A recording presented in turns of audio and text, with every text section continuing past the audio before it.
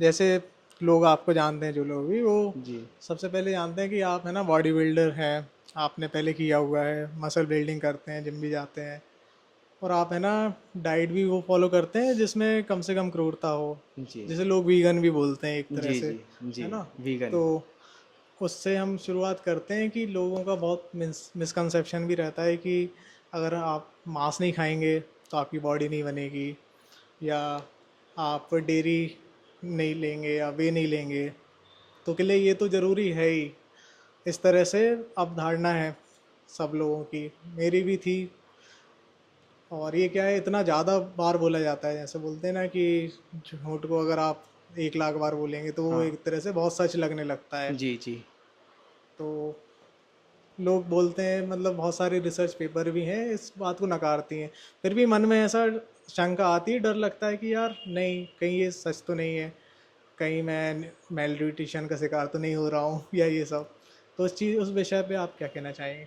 देखिए, जो न्यूट्रिशन का विषय है, जैसे कि आपने बोला कि बहुत सारी इस पे रिसर्च हो चुकी है और साइंटिफिकली ये प्रूव हो चुका है हम्म। कि वीगन डाइट से आप वो सारे न्यूट्रिएंट्स ले सकते हो जो भी आप किसी जानवर की हत्या करके उसकी लाश में जो आपको मिलते हैं, वो सारे आप वीगन डाइट से ले सकते हैं। हम्म। और ये बहुत अच्छे से सिद्ध हो चुका है। कोई भी अगर इसको सर्च करेगा, थोड़ा गूगल करेगा, चैट जीपीटी अवेलेबल है अब तो सभी के पास, अगर उसमें लोग सर्च करेंगे तो उनको ये सारी चीज़ें पता चल जाएंगी, इसमें कोई दो राय नहीं है ना। तो अब बात इंफॉर्मेशन देने की नहीं है लोगों को कि आपको कौन सी चीज़ से, कौन से नॉन वीगन प्रोडक्ट से आपको अल्टरनेटिव कर सकते हो आप वीगनिज्म से, तो आपको वो सारी न्यूट्रिएंट्स मिल जाएंगे। जैसे अब ये बात नहीं रही कि आप किसी को बताओ कि आप जैसे चिकन खाते हो, तो चिकन की जगह पर आप है ना ये मूंग और स्प्राउट्स ले हम्म। सकते हो। ये सब बताने की अब उतनी आवश्यकता नहीं है जितनी व्यक्ति के अंदर ये बात को जगाने की है कि तुम्हारी जो जिंदगी है, तुम्हारा जो जीवन है, उतना ही महत्वपूर्ण किसी और का भी जीवन है। जब तक ये भाव व्यक्ति के अंदर नहीं आएगा ना, उसके जीवन में वीगनिज्म नहीं आ सकता। देखो, एक व्यक्ति की मानसिकता बताता हूँ मैं। आपने उसको बता दिया कि देखो आपको सारे वीगल वीगन अल्टरनेटिव उपलब्ध हैं और वो हम्म। सारे न्यूट्रिएंट्स आपको उससे भी मिल जाएंगे, लेकिन एक व्यक्ति की मान्यता ये है कि हाँ आपकी बात सही है, ठीक है, लेकिन फिर भी मैं रिस्क क्यों लूँ, हम्म। मैं तो अंडे ही खाऊंगा, क्योंकि वहां पर तो मुझे 100% मतलब पूरा ही पता है कि इसमें तो सारे न्यूट्रिएंट्स है ही, हम्म। और ये मैं शुरुआत से खाते आ रहा हूँ, ये मेरे बाप दादा खाते आ रहे हैं, तो हम्म। मैं क्यों स्विच करूँ, मैं ये मेहनत भी क्यों करूँ, हम्म। है ना, कि मैं घर में दूध बनाऊं और मैं बाहर से ही दूध क्यों ना ले लूं, है ना। तो अब हम उसको ये बोलेंगे कि देखो, तुम बाहर से दूध इसलिए मत लो क्योंकि दूध मिलावटी आ रहा है ना, उसमें इतनी मिलावट है तो वो आपकी हेल्थ को नुकसान करेगा। अब बहुत सारे लोग ऐसे हैं, वो बोल रहे हैं हमारे तो घर में ही भैंस है, हमारे तो घर में ही गाय है, तो हम उनसे दूध ले लेंगे। अब वो तो मिलावटी नहीं है, वो तो हमारे घर का है, वो तो हम्म। शुद्ध दूध है। तो फिर आप कैसे उनको बोलोगे ना।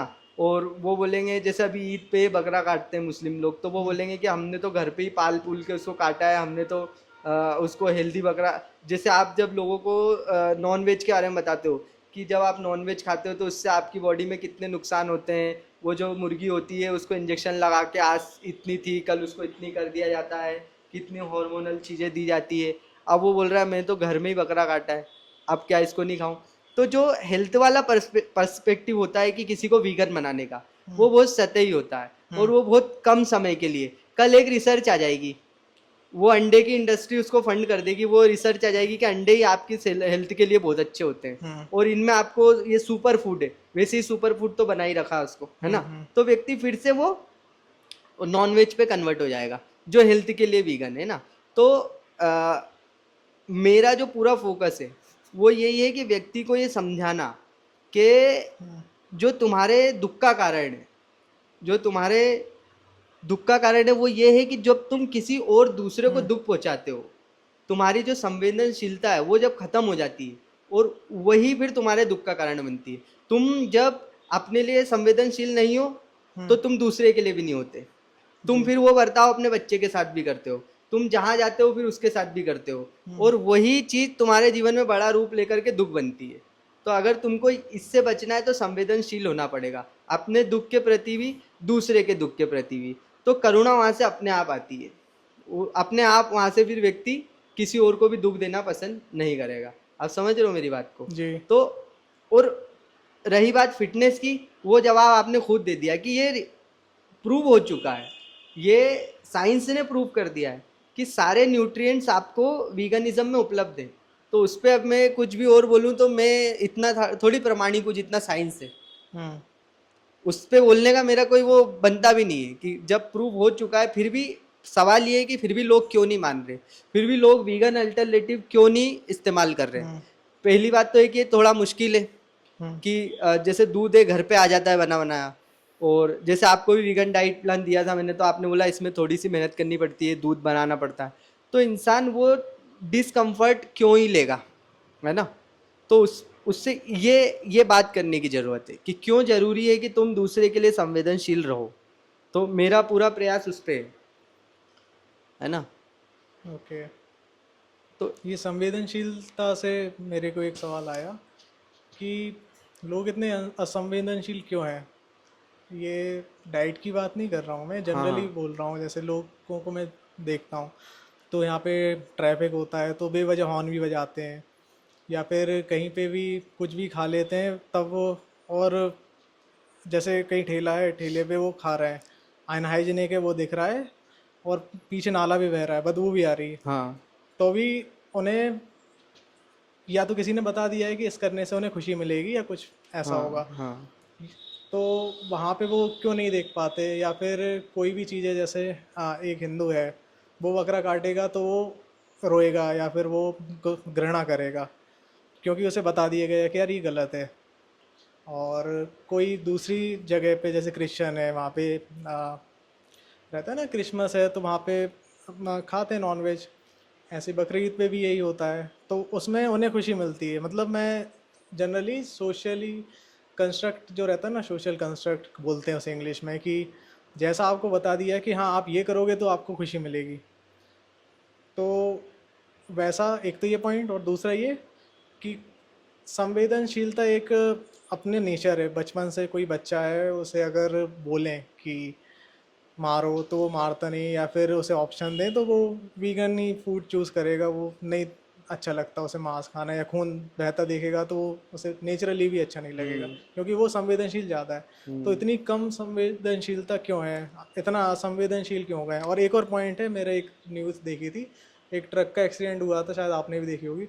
तो उसमें कुछ माल होगा ट्रक के पीछे, तो वो ड्राइवर मरने की हालत में था, खून बह रहा था, लोग उस माल लूट रहे थे। माल लूट रहे थे। हाँ, ये है। तो इसका देखो मुख्य कारण क्या है, मैं बता देता हूँ आपको।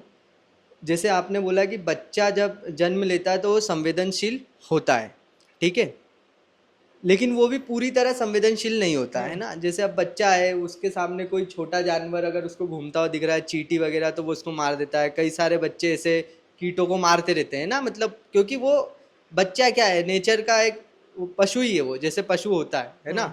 वो मस्ती मस्ती में मार रहा है, कई तरह से खेल कुछ चीज़ें हैं तो उनके साथ वो मैंने कई सारे बच्चों को देखा, छोटे कुत्ते के बच्चे होते हैं उसकी पूंछ पकड़ के खींच लेते हैं ना। तो और जब वो बड़ा हो जाता है तो वो डबल असंवेदनशील होता है, हो जाता है ना। बड़े के मुकाबले में, एक वयस्क के मुकाबले में एक बच्चा ज्यादा संवेदनशील होता है, लेकिन पूरी तरह संवेदनशील वो नहीं होता है। संवेदनशीलता जो होती है वो आती है, पूर्ण पूर्ण संवेदनशीलता आती है आत्मज्ञान से, है ना, खुद को समझने से, अपने आप को जानने से। एक तो जो असंवेदनशीलता है, जो हिंसा है, वो प्रकृति की दी हुई है हमको, ये जो शरीर में ही बैठी है वो। तो जब हम कुछ भी खाते हैं, हम इसमें जब जिएंगे, सरवाइव करेंगे, तो बिना हिंसा के नहीं कर सकते। वो अनिवार्य हिंसा आपको करनी पड़ेगी, है ना, आपका शरीर ही करेगा वो।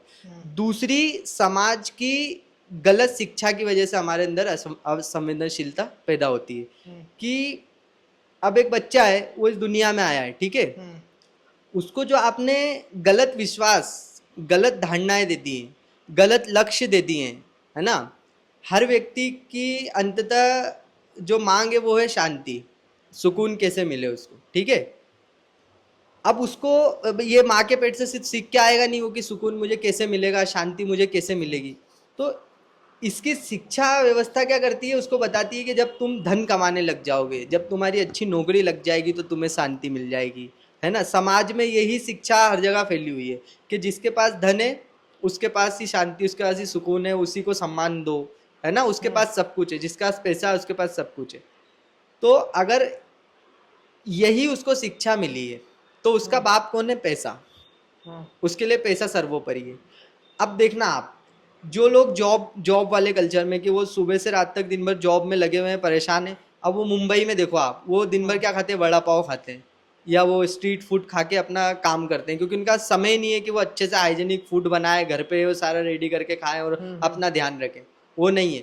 तो वो सब यही सब खाते रहते हैं। अब वो देखो अपने प्रति भी असंवेदनशील हो गया, क्योंकि उसके लिए मेन प्रायोरिटी क्या है, पैसा। उसको लगता है जब पैसा आ जाएगा तब मैं सारी चीजें कर लूंगा, तब मैं खुश हो जाऊंगा, ठीक है। और यहाँ पे भी उसको ये टारगेट नहीं दिया गया है कि इतने पैसे के बाद तुम सुखी हो जाओगे, ये नहीं बताया गया। ये भी बता दिया जाए तो कुछ व्यक्ति के मतलब जो उसकी सोच खुले कि यार इतना पैसा तो कई लोगों के पास है, वो तो खुश नहीं हुए कि चलो 1 करोड़ आ जाएगा तो मैं खुश हो जाऊंगा, 2 करोड़ आ जाएगा तो मैं खुश हो। 1 करोड़ आ जाता तो लगता है अभी और 2 करोड़ वाला ज़्यादा खुशी है, 2 करोड़ आ जाएंगे, फिर 2 करोड़ आ जाते हैं तो लगता है 4 करोड़ वाला ज़्यादा खुशी है ना। तो आदमी उस दौड़ से कभी निकल ही नहीं पाता, और इसी दौड़ में वो असंवेदनशील होता जाता होता जाता है। एक कसाई बकरे क्यों काट रहा है, मुझे बताओ, पैसों के लिए। मटन की दुकान क्यों चल रही है, पैसों के लिए। अगर उसको आप बताओ अल्टरनेटिव दूसरा व्यापार कि जो तू बकरे काट रहा है ना, इतने ही समय में हम तुझे दूसरा व्यापार ओपन करके दे रहे हैं, तो इससे डबल पैसे कमाएगा। आप मुझे बताओ बकरे काटना बंद करेगा कि नहीं करेगा? करेगा, बिल्कुल करेगा, है ना, क्योंकि उसको वहां ज्यादा पैसा दिख रहा है, पैसों का खेल चल रहा है ना। एक व्यक्ति जो अभी कोई और काम कर रहा है, वेजिटेरियन रेस्टोरेंट चला रहा है मान लो, उसको आप बोल दो कि तू नॉनवेज चला, इससे 10 गुना ज्यादा पैसे कमाएगा, तो वो नॉनवेज उसमें रखने लग जाएगा।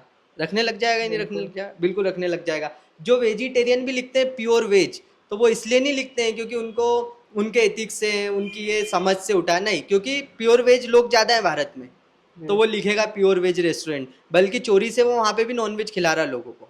तो वो दोनों काम कर रहा है। तो ले दे के जो ये जो पैसों को जो भगवान बना दिया, ये गलत शिक्षा की वजह से, इससे ज्यादा इंसान असंवेदनशील हो जाता है। सारे अपराध क्यों हो रहे? अगर जड़ में से धन हटा दो आप, तो अपराध कितने प्रतिशत गिर जाएंगे, मुझे बताओ आप। लगता है बहुत गिर जाएंगे, है ना। फिर वो जो नेचुरल जो बचेगी टेंडेंसी, वही वाले बचेंगे बस अपराध, जो प्रकृति में जो अपराध होते हैं, जैसे शेर हिरण को मार देता है ना, उसको कोई सजा होती है क्या? वो प्राकृतिक अपराध वो वहां पे कर रहा है, लेकिन पेट भरने के बाद वो दूसरे हिरण को भी मारता है क्या? नहीं। लेकिन यहाँ पे आप जितने हिरण मार दोगे कम लगते हैं आपको इंसान के लिए। तो पहले तो ये कंडीशनिंग से निकलेगा वो, तब जाके वो संवेदनशील हो पाएगा उतना जितना एक बच्चा संवेदनशील होता है, उतना संवेदनशील हो पाएगा जब वो इस सामाजिक कंडीशनिंग से निकलेगा। फिर बच्चे से भी ज्यादा संवेदनशील होगा बुद्ध, जिसने स्वयं को जान लिया। वो उस बच्चे से भी ज्यादा संवेदनशील है, क्योंकि बच्चा सर्वाइवल के लिए तो हिंसा करेगा, बुद्ध के लिए फिर सर्वाइवल भी बड़ी बात नहीं रह जाती। बुद्ध के लिए शांति सबसे बड़ी बात रह जाती है, कि जो शांति मुझे मिली है वो शांति लोगों तक जाए अगर, तो ही मेरा सर्वाइवल भी जरूरी है, वरना मेरे सर्वाइवल की भी कोई आवश्यकता नहीं है ना। वो अल्टीमेट फिर संवेदनशीलता। तो वो संवेदनशीलता कब आएगी लोगों में?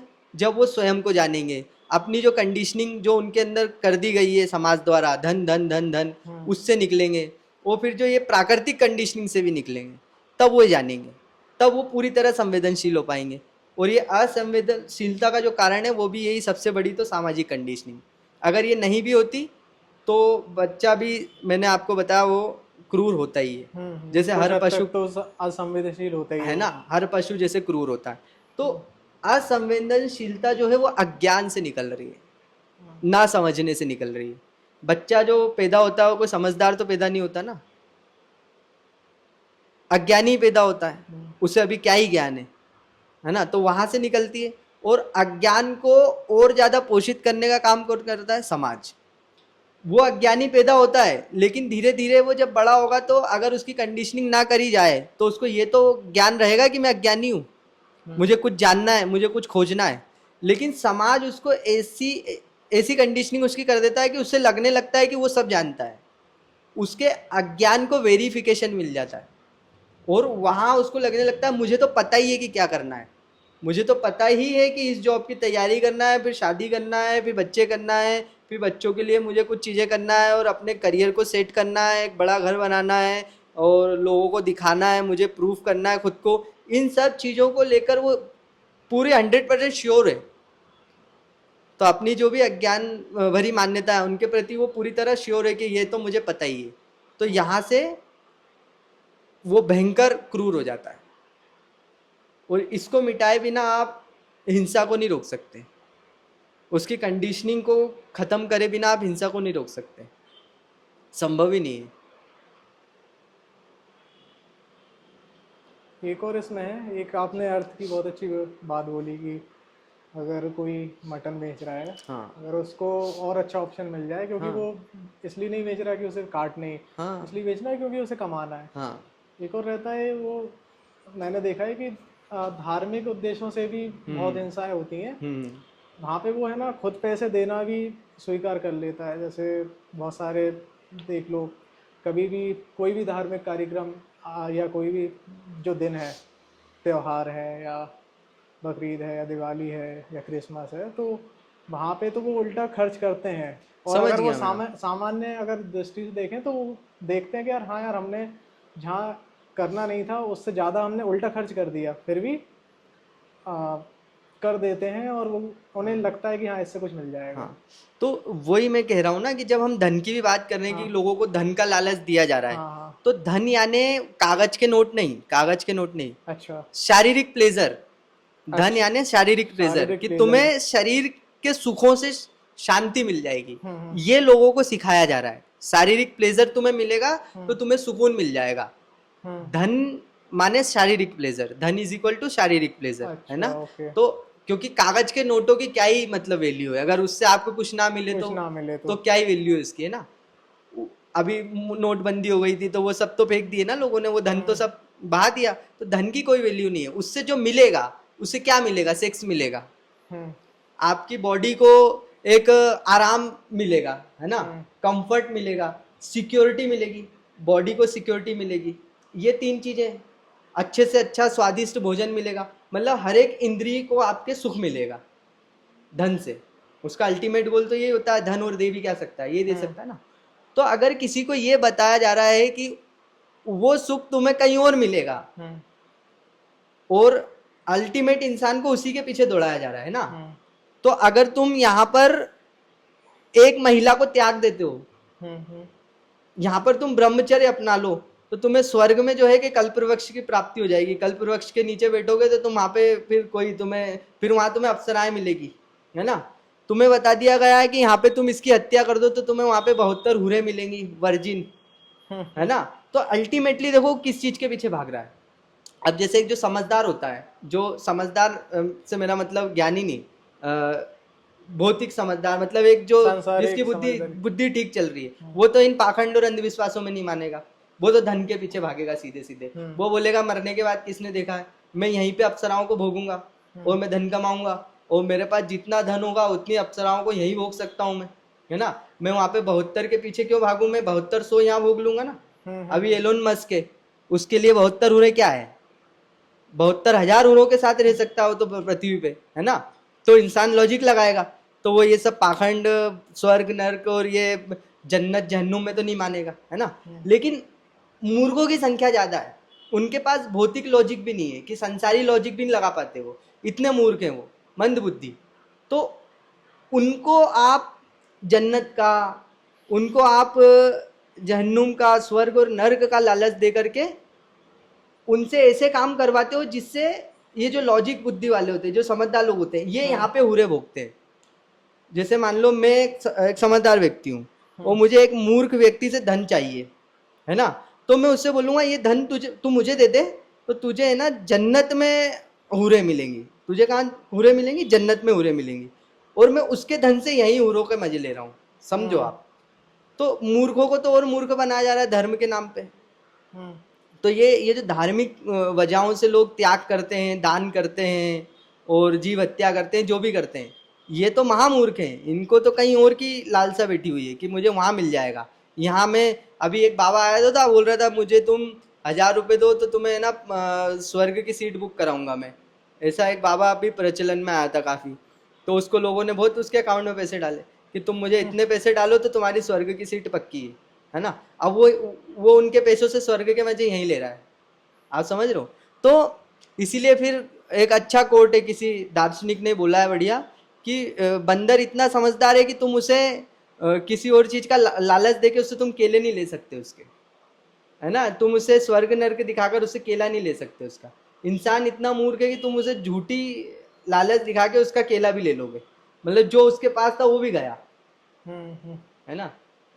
तो ये मूर्खता का जो फायदा उठा रहे हैं ये जो तथा कथित ज्ञानी है तो वो भी मूर्ख, दौड़ तो वो भी प्लेजर के पीछे रहे हैं, है ना।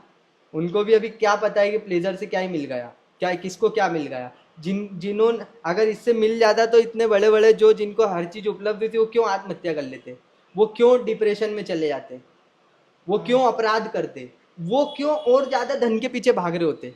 इनकी बुद्धि भी तो इतना काम कहाँ कर पा रही है। अगर ये इतने समझदार होते तो इतना तो सोच पाते कि हमारा जो जीवन है वो तो कम पड़ जाएगा खुद की गलतियों से सीखने के लिए, तो दूसरे की गलतियों से सीखो। तो जो ये समझ जाता है वो थोड़ा और आगे पहुंच जाता है, वहां से अध्यात्म शुरू होता है ना। और एकदम गिरे हुए तल के लोग हैं, धार्मिक लोग हैं जो स्वर्ग नर्क और ये मान्यताओं में जो चले हुए हैं कि यहाँ तो कुछ नहीं मिलेगा, आगे कहीं कुछ मिलेगा। तो इसको बोलते फिर माया मिली ना राम। वो बीच वाले जो उनको कम से कम माया तो मिली, उन्होंने शारीरिक प्लेजर तो भोगा, चलो कुछ नहीं मिला उनको, शांति नहीं मिली, सुकून नहीं मिला, इस शरीर को तो भोग मिल गए थे कुछ। और जो ये थर्ड क्लास लोग हैं जो, इनको तो वो भी नहीं मिलता, वो उससे भी चले जाते हैं, वो वैसे ही मर जाते हैं, शारीरिक प्लेजर भी नहीं देख पाते, उसमें भी त्याग त्याग त्याग कि आगे कहीं कुछ मिलेगा।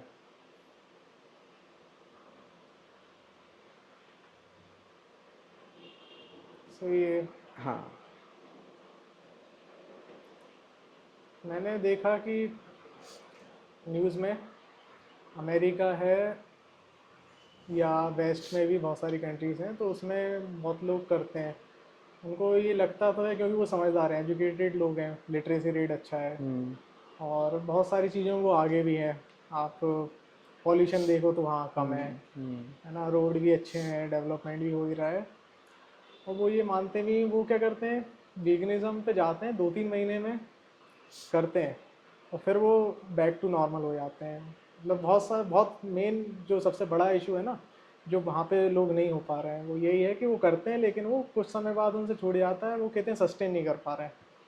उसके लिए आप तो कुछ बोलिए। उसी के लिए तो अभी मैंने बोला था ना आपसे कि जब तक व्यक्ति को अंदर से ये बात समझ नहीं आएगी कि कैसे किसी और को दुखी करने की वजह से मैं दुखी हो जाता हूँ, जब तक वो ये रिलेट नहीं कर पाएगा कि जब मैं आपसे पैसे चुराता हूँ ना, आपकी जेब से जब मैं पैसे चुराता हूँ तो मेरी शांति कितनी कम हो जाती है, मेरे मन में कितनी अशांति बढ़ जाती है। जब तक इंसान ये रिलेट नहीं कर पाएगा तब तक उसका ये जो चोरी का भाव है वो नहीं जाएगा, वो पैसे चुराते ही रहेगा। समझ रहे हो आप। उसको स्पष्ट रूप से देखना पड़ेगा कि आप समझना मेरी बात को, अंततः इंसान क्या चाहता है, मन की शांति। हाँ। अंततः चाहता है इंसान कि वो सुकून से रह पाए, उसके अंदर द्वंद्व ना चले, वो अपने आप से नजरें मिला पाए, अंततः तो ये चाहता है। डिप्रेशन में जाना तो नहीं चाहता, दुखी होना तो नहीं चाहता, शराब का सहारा ले लेके जीना तो नहीं चाहता, नींद की गोलियां खा खा के इसके सहारे से तो सोना नहीं चाहता ना वो। इंसान अंततः सुकून चाहता है, ठीक। तो मैं ये बोल रहा हूँ कि जब आप किसी को दुख देते हैं, जब आप किसी को लूटते हैं, ठगते हैं, तो उस समय आप अपनी नज़र में एक ठग बन गए या नहीं बन गए, बन गए ना। लुटेरे बन गए या नहीं बन गए, बन गए ना। स्वार्थी बन गए या नहीं बन गए, बन गए ना। तो अब एक बात बताओ, जब आप सारी चीज़ों से निपट के जब आप अपने बिस्तर पे जाओगे सोने, तो उस समय आपको खुद से नज़र मिलानी पड़ेगी कि नहीं मिलानी पड़ेगी। आपके जो ख्याल रहेंगे, जो विचार रहेंगे, जो थॉट रहेंगे, वो क्या रहेंगे कि मैं लुटेरा हूँ, मैंने उसकी चीज़ लूटी है, तब जाके मुझे ये मिला है ना। जब ये ख्याल आपको आएंगे बार बार, तो आपको सोने के लिए नींद की गोली खानी पड़ेगी, या तो आपको शराब का सहारा लेना पड़ेगा, अकेलापन आपको खाएगा, फिर आपको 4 दोस्तों की ज़रूरत पड़ेगी जो आपका मनोरंजन कर सके, फिर आपको पब डिस्को जाने की ज़रूरत पड़ेगी क्योंकि अब आप अकेले नहीं रह पाते हैं, अब आपको एकांत खाता है क्योंकि एकांत में आपको आपकी शक्ल दिखती है ना। और फिर वो जो 4 दोस्त आपके बने हैं वो भी आपका धन दौलत देख के आए हैं आपके पास, तो उनमें भी कोई सेटिस्फेक्शन नहीं मिलेगा आपको, वो भी आपका खर्चे ही कराने में, आपको खाने के लिए ही दौड़ेंगे। तो आप फिर जो भी अपनी प्रेमिका या प्रेमी बनाएंगे वो भी आपका देह है, आपका पैसा देख के आपके पास आया, उनसे भी आपको सेटिस्फेक्शन नहीं मिलेगा। आप नशे, शराब या कोई मनोरंजन ही ढूंढते रहेंगे, मतलब आप अपने आप से कभी जीवन में नजरें नहीं मिल पाएंगे। तो अशांति और क्या है, यही तो है। दुख क्या है, यही तो दुख है ना। अकेलापन लगेगा आपको, आप शादी कर लोगे, आप किसी को अपने जीवन में ले आओगे, फिर उसके बाद आपको ये पता चलेगा कि इससे तो अच्छा अकेलापन ही ठीक था। ये जो आ गई है अब जीवन में या जो आ गया है, इससे अच्छा तो मैं अकेले ही था। अब वो जाएगा भी नहीं वो, है ना। तो ये दुख कैसे रिलेट कर रहा है दूसरे को दुख देने से, ये समझना पड़ेगा इंसान को कि जो प्रेम बांटता है उसके जीवन में अपने आप प्रेम बढ़ता है। जो ईमानदारी से लोगों के साथ में व्यवहार करता है, दुनिया के साथ में व्यवहार करता है, उसके जीवन में चैन अपने आप बढ़ता है, सुकून अपने आप बढ़ता है। उसको 10 तरह के मनोरंजन की आवश्यकता नहीं पड़ती फिर, है ना। और अंततः व्यक्ति को क्या चाहिए, सुकून चाहिए। अंततः व्यक्ति को चैन की नींद चाहिए, और वो चैन की नींद उसी को मिलती है जो ईमानदारी से जीवन जीता है, अहिंसा के साथ जीता है ना, लोगों को प्रेम देता है, पशुओं को प्रेम देता है ना, जो अच्छे काम कर रहा है दुनिया में, उसके जीवन में ही आएगा ना चैन। तो जब तक ये बात व्यक्ति को समझ ही नहीं आएगी तब तक तो वो हिंसा करते ही रहेगा। तो जब आप बोल रहे हो कि बाहर के लोग वीगनिज्म को थोड़े समय ही फॉलो कर पाते हैं, ज़्यादा फॉलो नहीं कर पाते हैं, तो वो थोड़े समय क्यों फॉलो कर पाते हैं, क्योंकि उनको बेनिफिट कुछ और बताए गए वीगनिज्म के, उनकी हेल्थ से रिलेटेड बेनिफिट बताए गए हैं, या और किसी कारण से, या किसी कोई पर्यावरणवादी है तो उसको जोश जोश में ला के दे कि इससे पर्यावरण बचेगा, ये है वो है, फिर वो बोलता है चलो मैं बन जाता हूँ वीगन, ठीक है पर्यावरण बचेगा। तो फिर वो बोलता है यार पर्यावरण तो मैं क्या इतना एफर्ट नहीं डाल पाऊंगा पर्यावरण बचाने के लिए, कि अब मैं अपने खाने, मेरा सुकून चला जा रहा है तो मैं क्या पर्यावरण बचाऊँ अब। तो वो फिर से वापिस नॉन वीगन हो जाता है, क्योंकि वो इतना क्यों ही, वो मैंने जैसे बताया अब इतना इजीली तो अवेलेबल नहीं है सारी चीज़ें जैसे बाकी चीज़, क्योंकि डिमांड ही नहीं है उतनी। तो सोयाबीन का दूध आपके घर पे तो देने आएगा नहीं कोई आपको, और इतना अच्छा फ्लेवर कि आपको बाकी सभी से कंपेयर करके आप उसको आसानी से पी सको, वो तो आ नहीं रहा। तो व्यक्ति फिर एफर्ट नहीं डालना चाहता, अपने सुकून के लिए एफर्ट डालेगा, लेकिन वो उसको समझाना पड़ेगा, उसको बताना पड़ेगा। जैसे मेरे को एक बात बताओ, आपको अगर कोई पानी पीने का कोई और कारण बता दे, है ना, कि आप पानी पियोगे तो इससे ना आपको धन मिलेगा, धन मिलेगा, ये कारण बता दे, तो व्यक्ति पानी पिएगा क्या? वो बोलेगा क्या करूँगा मैं पानी पी के, इससे तो धन मिल ही नहीं रहा है। गलत कारण बताया पानी पीने का, उसको ये कारण बताओ कि इससे तेरी प्यास बुझेगी, कोई धन नहीं मिलेगा, तेरी प्यास बुझेगी। और अगर तू प्यासा है तो तू धन का भी क्या करेगा, क्या करेगा तू धन का जब तू प्यासा है तो। और जो तेरी जो प्यास है ना ये पानी से बुझेगी, धन से नहीं बुझेगी, पानी से बुझेगी। तो ऐसे ही इंसान सुकून का प्यासा है, सुकून का प्यासा, और वो धन के पीछे भाग रहा है। उसको ये बताना पड़ेगा ये जो तेरी सुकून की प्यास है ना ये समझने से मिटेगी, जानने से मिटेगी, ये धन से नहीं मिटेगी। और अगर तूने नहीं जाना, नहीं समझा, तो तू धन का भी क्या करेगा। बिल्कुल वो प्यासे इंसान की तरह ये लॉजिक लग रहा है ना, कि जो प्यासा इंसान है उसको आप पानी दोगे, धन नहीं, और धन से उसकी प्यास मिटेगी भी नहीं। और वो जितना धन की ओर भागेगा उसकी प्यास उतनी बढ़ेगी, क्योंकि प्यास जैसे जैसे उसको पानी नहीं मिलेगा तो प्यास वो बढ़ती जाएगी, प्यास और बढ़ती जाएगी तो धन की ओर भागता जाएगा, क्योंकि उसको शिक्षा यही मिली है कि धन, जो धन से ही मिटेगी तुम्हारी ये बेचैनी, सक्सेस से मिटेगी। उसे ये बताया ही नहीं गया कि पानी जैसा कुछ होता है। क्यों नहीं बताया गया? क्योंकि जो शिक्षक हैं उनको भी नहीं बताया गया, पानी उपलब्ध ही नहीं हो पा रहा लोगों को। तो अब एक प्यासा आदमी हिंसक होगा कि नहीं, मुझे बताओ। भयंकर प्यासा आदमी, भयंकर प्यासा आदमी हिंसक होगा ना वो, बिल्कुल, क्योंकि बहुत बेचैन है वो, बहुत बेचैन है वो। और वो उसको तुम जिधर बोल दोगे कि पानी इधर मिलेगा तुझे, तेरी प्यास उधर से मिटेगी, उधर भागेगा वो, अंधाधुंध भागेगा वो। मान लो मैं भयंकर प्यासा हूँ, मेरा कंठ वंठ सब सूख रहा है प्यास से, ठीक, मुझे किसी ने बता दिया है कि जानवर मारने से तेरी प्यास मिटेगी, ठीक, अब मैं मार रहा हूँ जानवर, अंधाधुंध जानवर मार रहा हूँ, पेड़ काट रहा हूँ, ठीक है। अब एक व्यक्ति आया वीगनिज्म का ज्ञान देने, अरे पशुओं के बारे में सोचो, अरे पर्यावरण, उसको भी काट डालूंगा मैं, है ना, उसकी सुनूंगा क्या मैं? तो ये जो वीगनवादी हैं, जो एक्टिविज्म करते रहते हैं, बड़े बड़े लोग सुन रहे हैं क्या इनकी बातें? बड़े बड़े जो उद्योगपति हैं सुन रहे हैं क्या इनकी बातें? कोई सुन रहा है? हंसते सब है, हाँ। ये देखो फुद्दू घूमते रहते हैं बस बोर्ड उठा के वीगन बनो। कोई सुन रहा है इनकी बातें? कोई नहीं सुन रहा, क्योंकि वो प्यासे हैं, परेशान है। वो आदमी लगा हुआ अंधाधुंध जंगल के जंगल साफ करा जा रहा है, वो उसके सामने भी आती होंगी ये करुणा वाली बातें। जो इतने जानवर, लाखों जानवर काट रहा है, बूचड़ खाने चला रहा है, बड़े बड़े अपराध कर रहा है, बड़ी बड़ी फैक्ट्रियां चला रहा है, उसको नहीं पता क्या आपकी करुणा वाली बातें? सब पता है, उसके सुनने में आती रहती हैं, उसको भी उनको तो पता और ज्यादा हिंसा है ना, पता है, जितना है ना। अपन को नहीं पता है। हाँ, वो तो कर रहे हैं, वो तो कर रहे हैं, उन्हें आपको बहुत भी ज्यादा। क्या ही हिंसा पता है, वो तो खुद कर रहे हैं, उनको आपसे ज्यादा पता है। लेकिन क्योंकि उसको ये घुट्टी पिला दी गई है बचपन से कि सक्सेस ही तेरी प्यास बुझाएगी, समाज में रुतबा ही तेरी प्यास को मिटाएगा, तो वो रुतबे के पीछे भाग रहा है, अंततः वो पानी के पीछे भाग रहा है। उसको कोई बताने वाला नहीं है कि ये जो समझ तेरी प्यास आ कहाँ से रही है। उसको ये शिक्षा बचपन से नहीं मिली है, और अब वो बड़ा हो चुका है, अब वो खुद में, अब उसकी उसकी मान्यताएं पक्की हो चुकी हैं, अब उसको बदलना लगभग बहुत नामुमकिन जैसा ही है। बच्चे को बदला जा सकता है, वो कच्चा होता है, उसको आप जो शिक्षा दोगे वो वैसे जिएगा। लेकिन जो जीने लगा, जो जीते जीते जिसको 50 साल हो गए वो जीवन, वो थोड़ी मानेगा कि मैंने पिछले 50 साल गलत जिए। उसको जब आप अध्यात्म का भी ज्ञान देने जाओगे तो नहीं बदलेगा वो। बहुत बिरला होगा जो मान लेगा कि मेरे 50 साल जो मैंने जिए वो गलत जिए, वो बहुत बिरले, वो करोड़ों अरबों में एक जो मान ले 50 साल दुनिया को बर्बाद करने के बाद वो मान ले कि मैंने जो 50 साल पहले किया वो सब बर्बादी करी, मैंने गलत जिया है, क्योंकि मेरे जीवन में प्यास और बढ़ गई है कम होने की जगह। तो ये बहुत मुश्किल है। बचपन से ही शिक्षा में ये लाना पड़ेगी आपको। वो भारत में था ये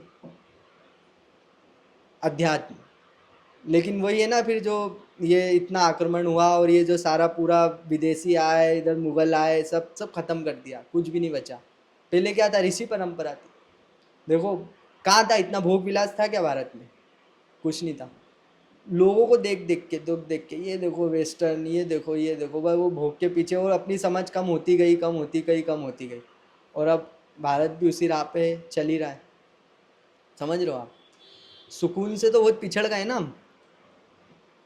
तो प्यासा आदमी हिंसा कर रहा है, उसको भी क्या दोष दोगे आप? दे सकते हो क्या, मुझे बताओ, कैसे दोगे?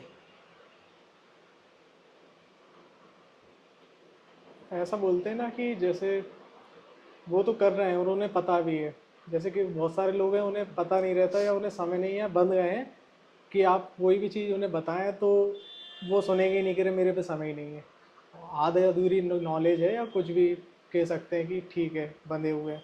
लेकिन ये जो लोग हैं वो, उन पे सब है, उन पे पैसा है, उन पे पावर भी है, एक तरह से नहीं पैसा है है तो। पैसा उनके पास, नहीं है पैसा उनके पास, उन्हें ऐसा लगता है कि नहीं है हमारे पास पैसा। समझो बात को, एक करोड़पति आदमी है, ठीक, एक हजार, जिसके पास कुछ हजार रुपए हैं, उसको क्या लगेगा कि करोड़पति कौन है, पैसे वाला है। और हजार वाला इंसान बोलेगा कि यार, जो जिसका लाख रुपए हैं वो बोलेगा कि यार ये करोड़पति होने के बाद इसको समझ नहीं आ रही, जबकि पास इसके पास तो पैसा भी है ना। जिसके पास हजार है वो लाख वाले के लिए सोचता है कि यार इसके पास लाखों रुपए है और इसको समझ में नहीं आ रही है, इसके पास तो पैसा भी है। जिसका कुछ 100 रुपए है वो हजार वाले के बारे में सोचता है, यार इसको समझ नहीं आ रही बात, इसके पास तो 1000 रुपए है। करोड़पति वाला अरबपति के लिए सोचता है कि इसको बात समझ नहीं आ रही, इसके पास तो अरबों रुपए है, मैं तो अभी करोड़ वाला ही हूँ, कुछ नहीं है मेरे पास, अभी इस तक पहुंचना है मुझे। अरब वाला खरब वाले के लिए सोच रहा है कि अभी मेरे पास क्या है, मुझे इसकी तरह बनना है, अभी तो मैं बहुत पिछड़ा हूँ। लोग कंपेरिजन में जी रहे हैं, समझो आप। हर व्यक्ति गरीब है, जो करोड़पति है ना वो करोड़पति नहीं है, वो गरीब फील करता है खुद में, क्योंकि उसके बगल में जो रहता है वो खरबपति हुआ जा रहा है दिन पे दिन। उसके बंगले की देखो आप क्वालिटी बढ़ती जा रही है, गार्ड्स लगा लिए उसने, वो नेता वेता भी बन गया है वो। और ये जो है ये करोड़पति है, बस एक व्यापारी है छोटा सा। तो इसको उसके लेवल पे जाना है, समझो आप। नहीं नहीं, मैं उनकी बात कर रहा हूँ जैसे जो मालिक हैं, जैसे इंडस्ट्री चला रहे हैं, और हाँ भी हैं जो टॉप 10 में या टॉप 50 में। आप हाँ उनका कार्बन फुटप्रिंट देखें, क्योंकि हाँ जो ये सब इंडस्ट्रीज है ना, वो बहुत हाँ कार्बन इंटेंसिव है। जंगलों का कटने का मेन कारण बहुत सारे जो चुनिंदा हाँ 10-15 बिलियनर्स हैं वो ही हैं। हाँ। वो तो लेकिन बोलते हैं ना कि हाँ हमसे ज़्यादा तो कोई अमीर नहीं है। नहीं ना, उसके जो पहले नंबर पे भी चल रहा है, जो हम्म पहले नंबर पे, हम्म उसको हमेशा ये डर खाया जाता है कि जो दूसरे नंबर वाला है वो पहले नंबर पे नहीं आ जाए, और उनके बहुत कम फासला रहता है, वो आगे पीछे होते रहते हैं, उनके यही ईगो की लड़ाई होती है कि तू अच्छा। कैसे आगे आ गया। तो उसका रिकॉर्ड ही ये बनाना चाहता है वो कि जब तक मैं जीवित था मेरे आगे आ ही नहीं पाया कोई, हम्म मैं ही था प्रथम पे। पहली बात ये, उनको भी डर यही सताता रहता है ना, ये दूसरे वाला आगे कैसे आ जाए। वो जो पहले पे है वो निश्चित थोड़ी हो गया कि वो पहले निश्चित पे नहीं रहे है। में हमेशा। उसके जैसे कने कितने पहले पे रह चुके हैं और अब 10वें पे हैं, तो अब उनकी कोई रिस्पेक्ट नहीं है। जो आगे के 9 है उनके आगे कौन गिनता है उनको, है ना, जी समझ रहे हो जी आप। इंडिया के ही हैं जो उस लिस्ट में है, लेकिन जो जी। पहले पे है, उसको ही मान्यता मिलेगी ना जो पहले पे है। वो पहले वाला दूसरे पे कब आ जाएगा उसका कोई भरोसा नहीं है, रातों रात। हम्म तो उसको ये चिंता खा जाती है कि मुझे पहले पे बने रहना है, और दूसरे को ये रहता है कि इसको पहले, मुझे पहले पे आना है। तो ये जी। पहले दूसरे की लड़ाई, पहली बात। हम्म दूसरी बात, मैंने बोला जैसे कि ईगो, अहंकार, ये वो कैसे मान ले कि उसने अभी तक जो जीवन जिया वो दुनिया में फेमस है। वो हम्म कैसे आके बोल देगा माइक पे कि मैंने अभी तक जो किया वो मूर्खतापूर्ण था, गलत था, मैंने बर्बाद किया पृथ्वी को। कैसे मान ले, कैसे बोल दे वो। तो वो अपने आप को स्थापित करने के लिए और बताता है कि मैं सही जीवन जी रहा हूँ, देखो मैं इतने बच्चे पैदा कर रहा हूँ, तुम्हें भी करने चाहिए, देखो ग्लोबल वार्मिंग जैसा कुछ नहीं होता है। वो और बताएगा अपनी चीज़ों को, ताकि ताकि लोग उसको मान्यता देते रहें। जैसे मान लो मैं हूँ, मान लो जैसे मैं आज आपसे ऐसी ज्ञान की बातें कर रहा हूँ, ये अच्छा आध्यात्मिक बातें चल रही है, ठीक है। हम्म अब मान लो इसके इसके पीछे फोन बंद होने के पीछे मैं कोई काला कांड करता हूँ, मान लो, ठीक, कोई गलत काम करता हूँ, है ना, यहीं पे गलत काम करता हूँ। मैं कैसे मान लूंगा आके, उसके लिए कितना बड़ा जिगर चाहिए कि मैं यहाँ आके बोल दूँ कि देखो आप जो मुझसे पूछ रहे हो मुझे कुछ पता नहीं है, मैं खुद यहाँ पे उल्टे पुल्टे काम करता रहता हूँ, मैं ये बोल रहा हूँ मैं माइक में आके। तो इसके लिए कितना, इसके अगर मैंने ये बोला तो मेरा जो भी अभी तक का किया धरा है सब पे पानी, हम्म, मैं जीरो पे आ जाऊंगा। उसके जी बाद जाने क्या करेगी जनता मेरे साथ, जी जी। है ना, कि अभी तक धोखा देता आया तू, हम्म है ना, और अभी तो मैं प्रथम पे चल रहा हूँ, अभी तो कुछ सम्मान भी मिल रहा है, हाँ हाँ। तब क्या मिलेगा मुझे, जूते मिलेंगे, है ना। तो मैं कैसे बोल दूं, नहीं बोल सकता। तो मैं क्या करूंगा, सिद्ध करूंगा अपने आप को। हम्म। वो गलत, जब तक गलत चलता रहेगा तब तक दुनिया के सामने ना आ जाए, हाँ मेरे हाँ हाँ। छुपाने की कोशिशों के बाद भी दुनिया के सामने ना जाए। मैं पूरी कोशिश करूंगा कि छुपा रहे, आप समझ रहे हो। तो वैसे ही वो थोड़ी मानेंगे आके कि हमने गलत किया। इस पे एक बहुत अच्छी कहानी है कि देखो मैं बताता हूँ। एक हॉस्पिटल रहता है, ठीक है, हम्म हॉस्पिटल में बेड लगे रहते हैं ऐसे लाइन से, 20 बेड लगे रहते हैं, ठीक है। तो जो कोने वाला बेड होता है सबसे आखिरी में, वहां पे एक खिड़की होती है, समझना ध्यान से। हम्म हॉस्पिटल में लाइन से बेड लगे हुए हैं, वो कोने वाले बेड में एक खिड़की लगी हुई है। तो जो कोने पे जो बेड होता है वो सबको जलाने के लिए, बाकी बेड वालों को बोलता है वाह क्या सूरज उगा है, वाह क्या मोर नाच रहे हैं, वाह क्या नज़ारा है, ठीक है।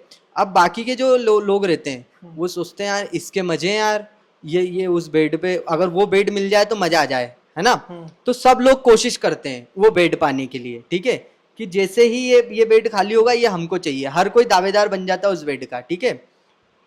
और भर भर के रिश्वत देते हैं हॉस्पिटल में कि ये बेड हमको चाहिए, क्योंकि सबको लंबा रहना होता है उस हॉस्पिटल में, ठीक है। अब सारी कोशिशों के बाद सब कुछ, डॉक्टर भी देखते हैं इस बेड की तो डिमांड बहुत ज़्यादा हो गई हम्म है ना, तो उसका हाई बढ़ा देते हैं, प्राइस बढ़ा देते हैं, सब कुछ, उस बेड को थोड़ा सजा धजा देते हैं, उसको और आकर्षक बना देते हैं, क्योंकि उसका पेमेंट करने को लोग भयंकर राजी हैं। अब जब लोग पेमेंट करते हैं, अब जिसको वो बेड मिलता है वो हम्म जाके देखता है तो सीलन गंदगी नाला दिख रहा है ना, वो बोलता है मैं तो मूर्ख बन गया बहुत बड़ा, हम्म है ना, ये बेड लेके। लेकिन अगर मैंने बाकियों को बता दिया तो सब हंसेंगे मुझ पे, जब तक मैं यहाँ रहूंगा सब हंसेंगे, मेरी हंसी उड़ाएंगे, क्योंकि कोशिश सबने करी, मिला किसी को नहीं, मिला मुझे, तो एक तो जलन की भावना लोगों के अंदर, तो हंसी खूब उड़ाएंगे। हम्म और एक में मूर्ख बना, वो तो बना ही। तो वो बोलता बिल्कुल सच कहता था वो आदमी, क्या मोर नाच रहे हैं, क्या फूल खिले हैं, है ना। अब फिर उसकी दौड़ जारी रहती है। कोई विरला ही होगा ना जो वहां जाके बता देगा लोगों को असलियत कि भाइयों मैं मूर्ख बन गया हूं, तुम मत बनो। ऐसा कोई नहीं है। ऐसे बहुत एकाध बुद्ध जैसे लोग होते हैं जो ओके। सब छोड़ के निकल जाते हैं और बोलते हैं सब व्यर्थ है वो, है ना, महल छोड़ के निकल गए वो।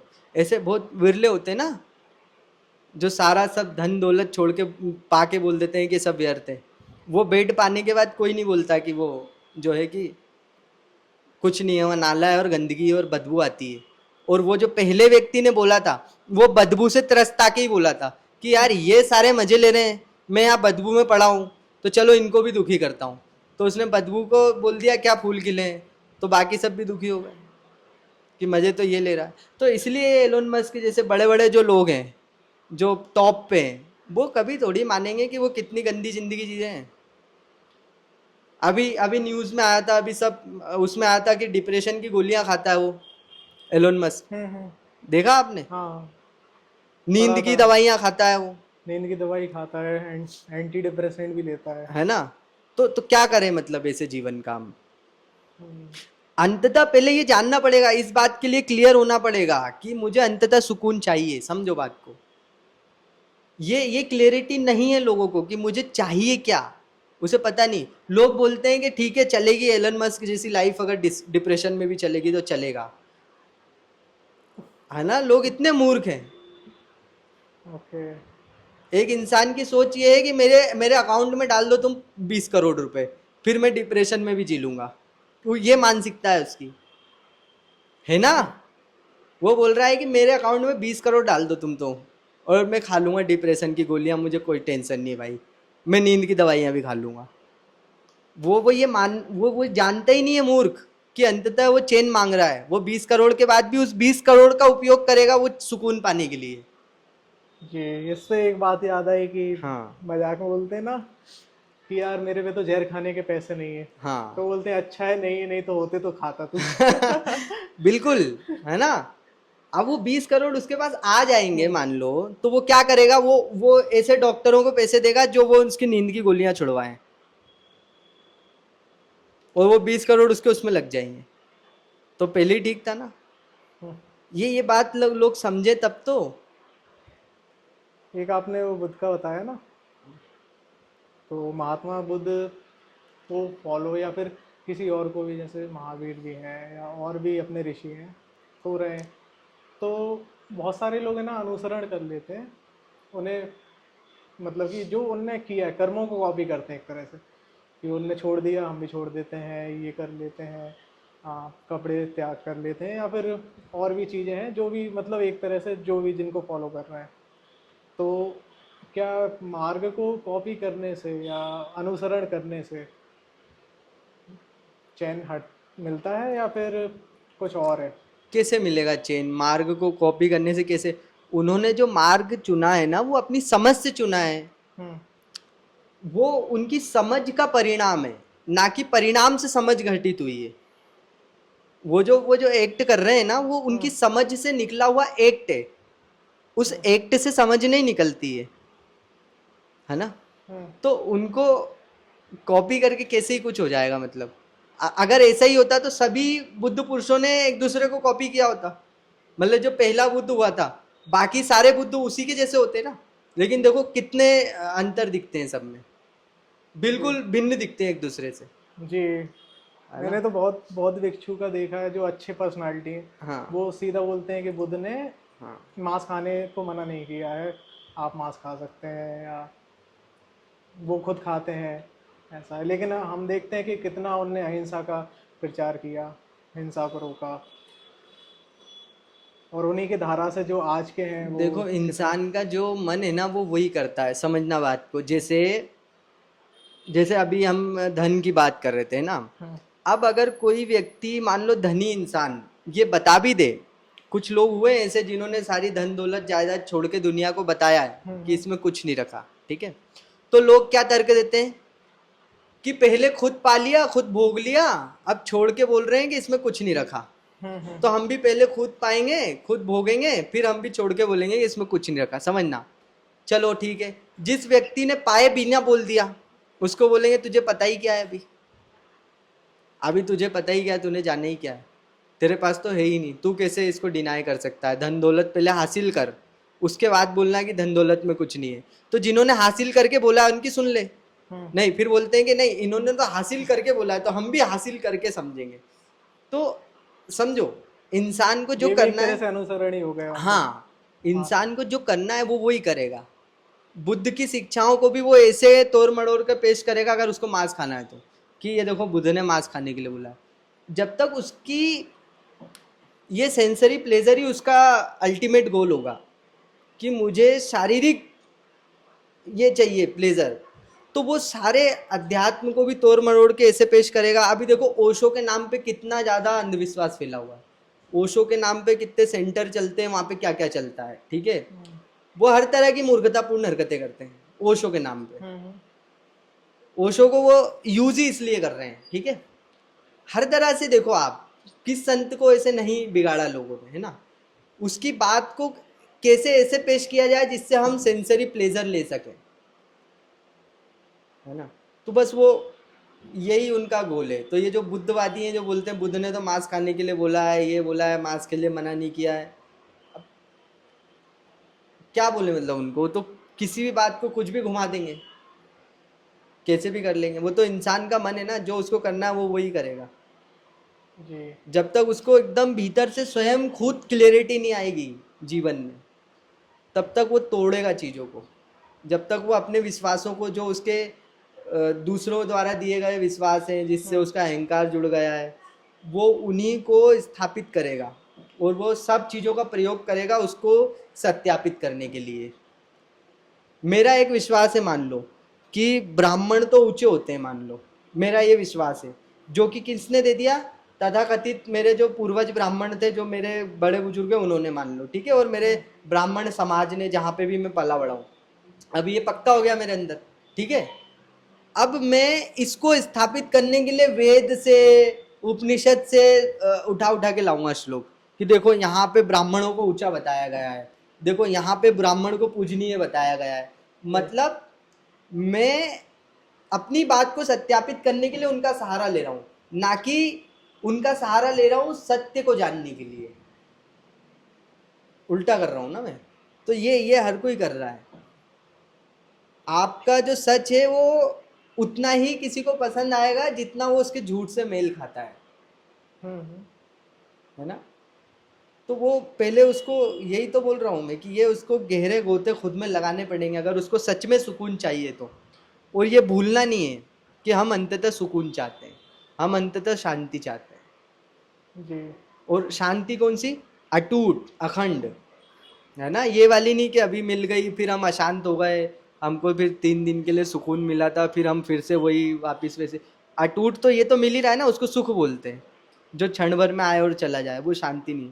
शांति अखंड, अनंत, गहरी, जो कोई छीन ना सके तुमसे, जो तुम भी खुद चाह के छोड़ ना सको, ऐसी शांति चाहता है इंसान। इसलिए वो स्थिरता की ओर भागता है, इसलिए हर जगह वो स्थिरता मांगता है, कि जो चीज़ चली जाती हो वो नहीं चाहिए। इसलिए सरकारी नौकरी चाहिए उसको, कि ये प्राइवेट जॉब तो कोई भी छीन लेगा, कहीं से भी निकाल देगा। इसलिए बीवी से उसको लिखवाना है कि तू लिख के दे कि तू कहीं नहीं जाएगी, है ना। इंसान क्यों स्थिरता की ओर भाग रहा है, कि उसका स्वभाव है स्थिरता।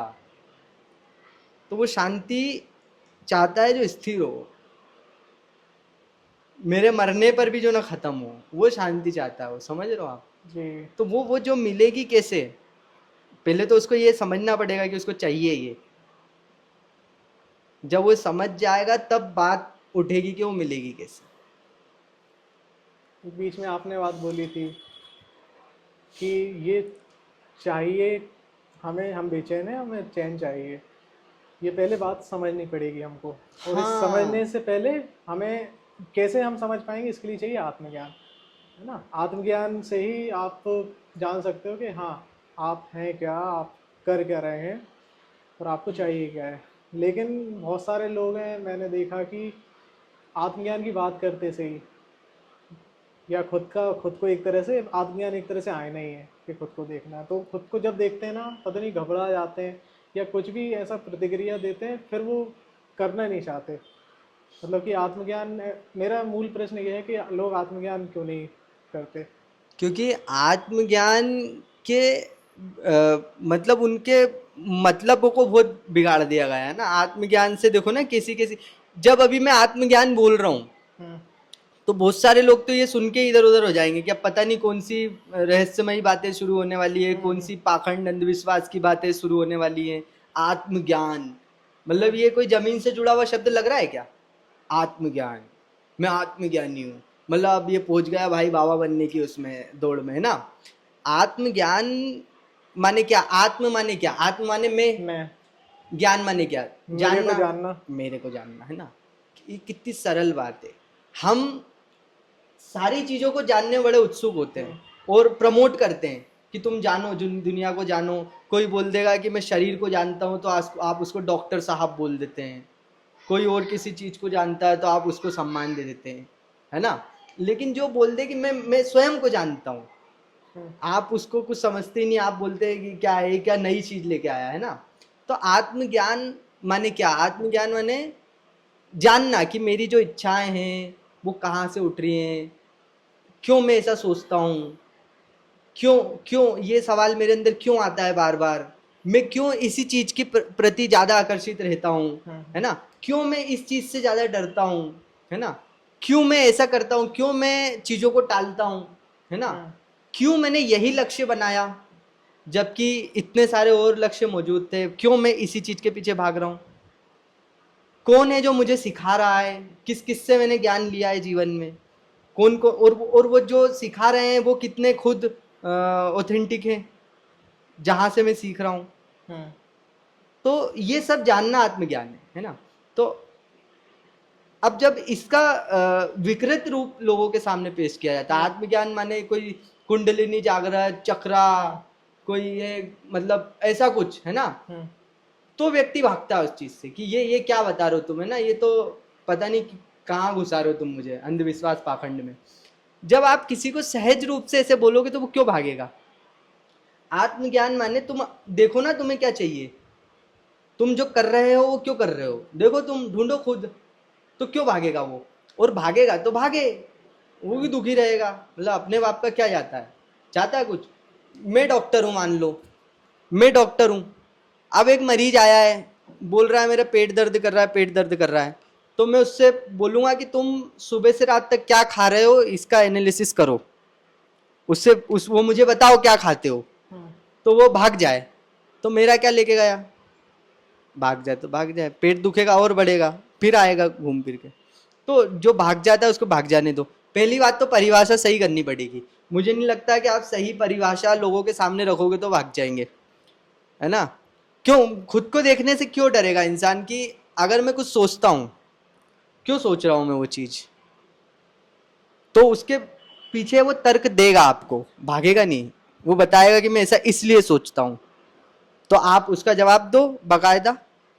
फिर उसके बाद वो आपको जवाब देगा, है ना। फिर आप उसके बाद तो उससे चर्चा करो, आप क्यों नहीं करेगा वो। अभी हम दोनों चर्चा कर रहे हैं, आप भाग गए क्या, फिर क्यों कोई भाग जाएगा, कोई नहीं भागता, करेगा बात अगर। लेकिन ये है ना कि आत्मज्ञान के नाम पे जितना पाखंड फैला हुआ है, जितना नकल फैली हुई है, जितना हर तरह से इसके पीछे वो धांधली चल रही है, हर कोई अपना एक मेडिटेशन सेंटर बना के वहाँ पे पता नहीं क्या क्या क्या क्या करा रहा है, उसके वीडियो डाल रहा है। कोई कहीं बैठ के माला दे रहा है, कोई अपने चरणों की फोटो बेच रहा है लोगों को आत्मज्ञान के नाम पे। तो आत्मज्ञान इसीलिए सबसे ज़्यादा इसी कारणों से जाना जाता है। आत्मज्ञान माने कोई पाखंड का कुछ शुरू होने वाला है कार्यक्रम, तो इसलिए लोग भाग जाते हैं। जी। और जो इंटेलेक्चुअल लोग हैं वो ज़्यादा भाग जाते हैं, वो बोलते हैं अरे इसमें तो पढ़ना ही नहीं। जी, इस पे मेरे एक क्वेश्चन यही था। ये दो क्वेश्चन थे। एक तो यही था, एक ये था कि अगर हम ऐसा बात भी ना करें, मतलब ये टर्म यूज़ भी ना करें आत्मज्ञान, बिल्कुल ज़मीनी भाषा में जो एक्चुअल आत्मज्ञान होता है वो भी अगर हम बोले कि भाई तू तेरे कर्मों को देख। इंटेलेक्चुअल लोग से भी मैं मिला हूँ, और वो अगर मैं बताना चाहता हूँ या उनको करेक्ट करना चाहता हूँ, या फिर मैं इतना ही बस आईना दिखाना चाहता हूँ, भाई तू ये देख, तू ये है, तू ये कर रहा है, तो भी वो नहीं जानना चाह रहे। हाँ, तो वो जो आईना दिखा रहा है ना उसको जानते हैं, हम्म, इसलिए वो नहीं देखना चाहते। मैंने अभी आपको थोड़ी समय पहले हमारी चर्चा चल रही थी, हम यही बात कर रहे थे कि कोई दुखी है, हम्म, ये उसको जाके मत बताओ कि वो दुखी है, वो स्वयं आके तुमसे बताएगा कि वो दुखी है, तब जाके चर्चा की शुरुआत होती है। जब आप किसी को जा जाके बताना शुरू करते हो ना, तुम दुखी हो तुम दुखी हो, तो वो आपको भी दुखी कर देगा, है ना। हम्म, क्यों, तुम्हें क्या पड़ी है किसी को बताने की कि देखो तुम अपना आत्मज्ञान देखो, अपना आईना देखो। क्यों दिखाना है किसी को आईना, क्यों बताना है उसे कि तुम्हें आत्मज्ञान होना जरूरी है। अगर हमें आत्मज्ञान हो गया होता तो हम जाके बोलते क्या किसी को कि तुम अपना आईना देखो। हम्म, आत्मज्ञान में तो आदमी को खुद को देखना होता है। तो वो जिसको हम बोलने गए कि तुम आईना देखो, तुम अपने आप को जानो, अपनी हरकतों को देखो, तो हम्म, वो मन ही मन उस वक्त सोच रहा होता है कि तू खुद क्यों नहीं देख रहा है अपनी हरकतों को जो तू अभी कर रहा है इस वक्त, क्यों। हम्म, ये यहाँ पे चूक हो जाती है कि हम फॉलो करने लग जाते हैं ना, हम फॉलो करने लग जाते हैं, हम अंधाधुंध लोगों के पास में जाके ज्ञान देने लग जाते हैं, है ना। अपने अंदर वो पैदा करो ना, अपने अंदर वो क्वालिटी पैदा करो, वो चीज पैदा करो कि व्यक्ति खुद तुमसे आके पूछे, तब जाके बताओ उसको। और तब जाके भी ऐसे ही मत बता दो, देखो पहले व्यक्ति को देखो, उसकी पर्सनालिटी देखो, उसको पहले आंको कि ये उस लायक भी है, जिस जो बात मैं इसको बताना चाहता हूँ ये उसके लायक भी है या नहीं है। अगर नहीं है तो भगाओ उसको, चाहे वो तुमसे बोलने आया है कि मैं बड़ा दुखी हूँ मुझे ज्ञान दो, क्यों दो, तू है ही नहीं उस लायक, भाग यहाँ से, है ना। उसकी चार्ज करो, फीस लो उस चीज की, उसको वैल्यू होनी चाहिए कि आईना दिखाने वाला वैसे ही नहीं आईना दिखा देगा तुमको, है ना। इतना फ्री नहीं बैठा है कि वो तुम्हें आईना दिखाने के लिए घूमेगा, तुम्हें उसके पास जाना पड़ेगा, उसके बाद भी पता नहीं तुम्हारी कौन सी परीक्षा ले ले वो, तब जाके वो तुम्हें कुछ आत्मज्ञान बताएगा, है ना। पहले संतों के पास लोग जाया करते थे, कितनी कितनी यात्राएं करके, उनको ढूंढ के खोज के, हम्म, उसके बाद भी संत कुछ नहीं बताते थे। तब जाके वो संत कई परीक्षाएं लेते थे उनकी कि अभी तुम हो कि नहीं इस काबिल कि हम तुमसे दो बात करें, है ना। तब जाके व्यक्ति को वो बात उसके लिए उसको बदलाव लाती थी उसके जीवन में, और कोई काम की बात होती थी। आज हर कोई संत बन के लोगों के लिए आईना लेके खड़ा हुआ है, ले भाई तू आईना देख, तू अपने आप को जान। अच्छा ठीक है, वो अगर बोल भी दे आपसे कि चलो कैसे जानूं अपने आप को बताओ, ये हमारे गुरुजी है ये ले इनको सुन, तो भाई तूने ही सुन लिया होता गुरुजी को, तो तू क्यों गुरुजी को आगे कर रहा होता अभी, ये लिंक है ये ज्वाइन कर ले गुरुजी को सुन, इससे आत्मज्ञान होगा। तो फिर ऐसे तेरे जैसे बहुत आते हैं मेरे पास अपने गुरुजी को लेके, समझ रहे हो आप। आत्मज्ञान के लिए जब आप किसी को आईना दिखाने जाओगे तो उसके लिए पहले आप अपना आईना देख लो अच्छे से, तब आप किसी के पास नहीं जाओगे। तब जो दो लोग आपके पास आएंगे ना वही जेन्युइन होंगे, उनसे ही बात करना पर्याप्त है, ना कि किसी को जाके आगे से हम बताएं। समझ रहे हो आप। फूल खिला है तो खुशबू अपने आप फैलेगी, लोगों को अपने आप पता चलेगा, लोग स्वयं आके आपसे पूछेंगे, है ना। चीजें अपने आप फैल जाएंगी, जहां तक फैलनी होंगी, जितना अस्तित्व को मंजूर होगा, उसके आगे तुम क्या एफर्ट डालोगे, है ना। जो चीज सहज होगी, फिर ये प्रश्न भी नहीं उठेगा कि वो क्यों चला गया, तुम जानते हो क्योंकि वो क्यों चला गया, उसका ही दुर्भाग्य है। आप सोना सोने के बिस्किट लेके रोड पे खड़े हो जाओ, समझना ध्यान से, लोगों को आप बोल रहे हो ये लो सोने का बिस्किट मैं फ्री में दे रहा हूँ, कुछ लोग बिना लिए जा रहे हैं मान लो, है ना। हम्म, तो आपके मन में ये प्रश्न थोड़ी उठेगा कि ये क्यों क्यों बिना लिए चलेगा मेरा बिस्किट, हम्म, आप बल्कि हंसोगे उन पे, आपको हंसी सी और आएगी, आप बोलोगे कितने मूर्ख हैं, है ना। देखो सोने का बिस्किट यूं ही दे रहा था इनको, है ना, ये और बिना लिए चले गए, इनका दुर्भाग्य, है ना। और वो बिना लिए सोने का बिस्किट क्यों चले गए, क्योंकि आप यूं ही दे रहे थे, वो इसलिए बिना लिए भी चले गए, आपने कुछ कीमत ही नहीं रखी उस चीज की। तो वो सोचे कि पता नहीं क्या क्या दे रहा है लोगों को, पता नहीं सब बम वम ना हो, पता नहीं ये आतंकवादी ना हो, पता नहीं ये क्या दे रहा है लोगों को परत लगा के नकली चीज, पता नहीं क्या हो जाएगा इससे, तो क्यों ही लेंगे सोने का बिस्किट। कोई आप लोगे क्या किसी से, बोलेगा कि लो सोने का बिस्किट बांट रहा हूँ। हम्म, तो उसकी कीमत होनी चाहिए कुछ।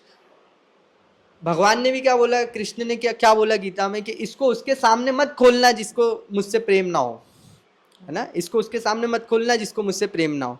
अब अपन हर किसी के सामने खोल के बैठ गए, ये लो गीता जी, ये लो गीता, वो आपका भी अपमान करेगा, वो गीता का भी अपमान करेगा, और वो गीता का अपमान करवाने में सबसे बड़े भागीदार आप हो, जो आप उसके पास गीता लेके गए, है ना।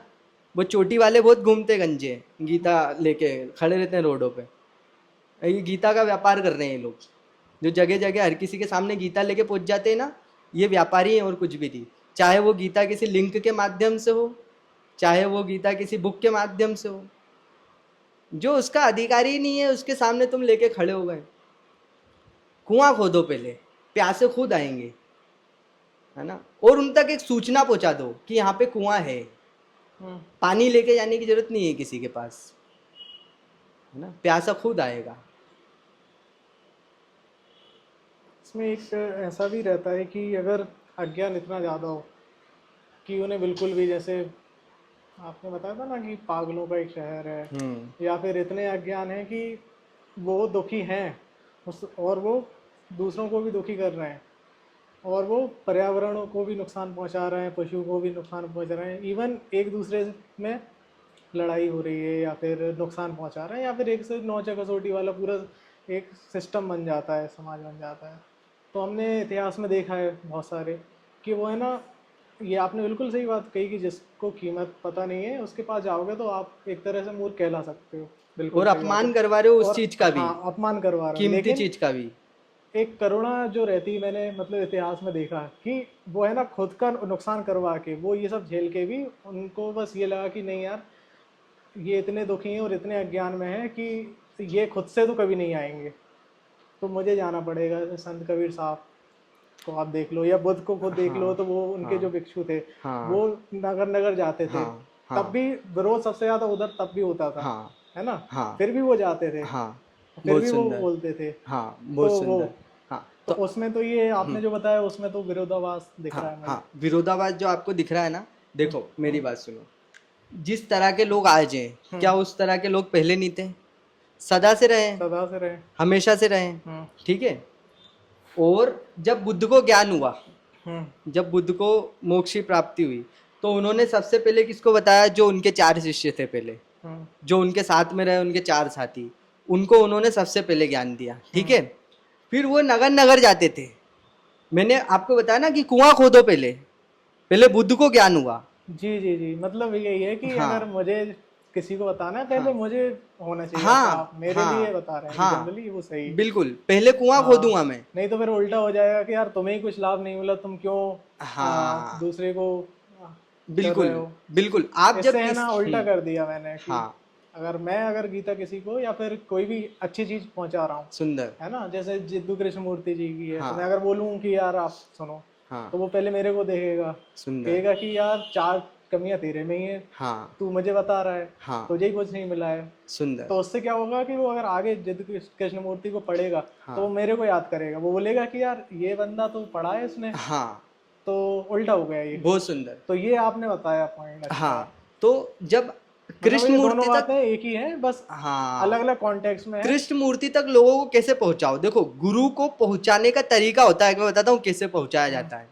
अभी इस बात को सुन के बहुत सारे लोग जो गुरु अपने गुरु को लोगों तक पहुंचाते हैं कि लिंक से देने से ये उल्टा हो जाएगा, तो लोग है ना गलत भी समझ सकते हैं। नहीं, वही गलत को मैं सही कर रहा हूँ। जैसे बहुत सारे लोग क्या अभी जो अपने गुरुदेव के फॉलोवर हैं, जो जगह जगह लिंक फॉरवर्ड करते रहते हैं गीता सर ज्वाइन करने के लिए, उनको लगेगा कि देखो गलत बोल रहा है ना।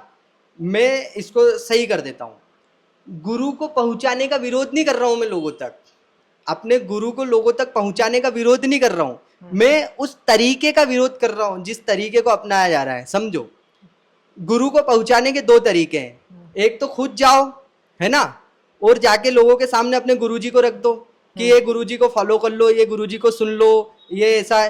तो सामने वाला व्यक्ति तुम्हें भी लात मारेगा और गुरु का भी अपमान करेगा। क्यों? क्योंकि अब वैल्यू नहीं बची कोई गुरु की तुम्हारे, क्योंकि तुम खुद ही लेके जा रहे हो उसके सामने। वो बोल रहा है ऐसे तो हमारे पास 10 सेल्समैन आते हैं अलग अलग चीजें लेके, कोई टमाटर लेके आता है, कोई प्याज लेके आता है, तुम गुरु लेके आ गए, ठीक।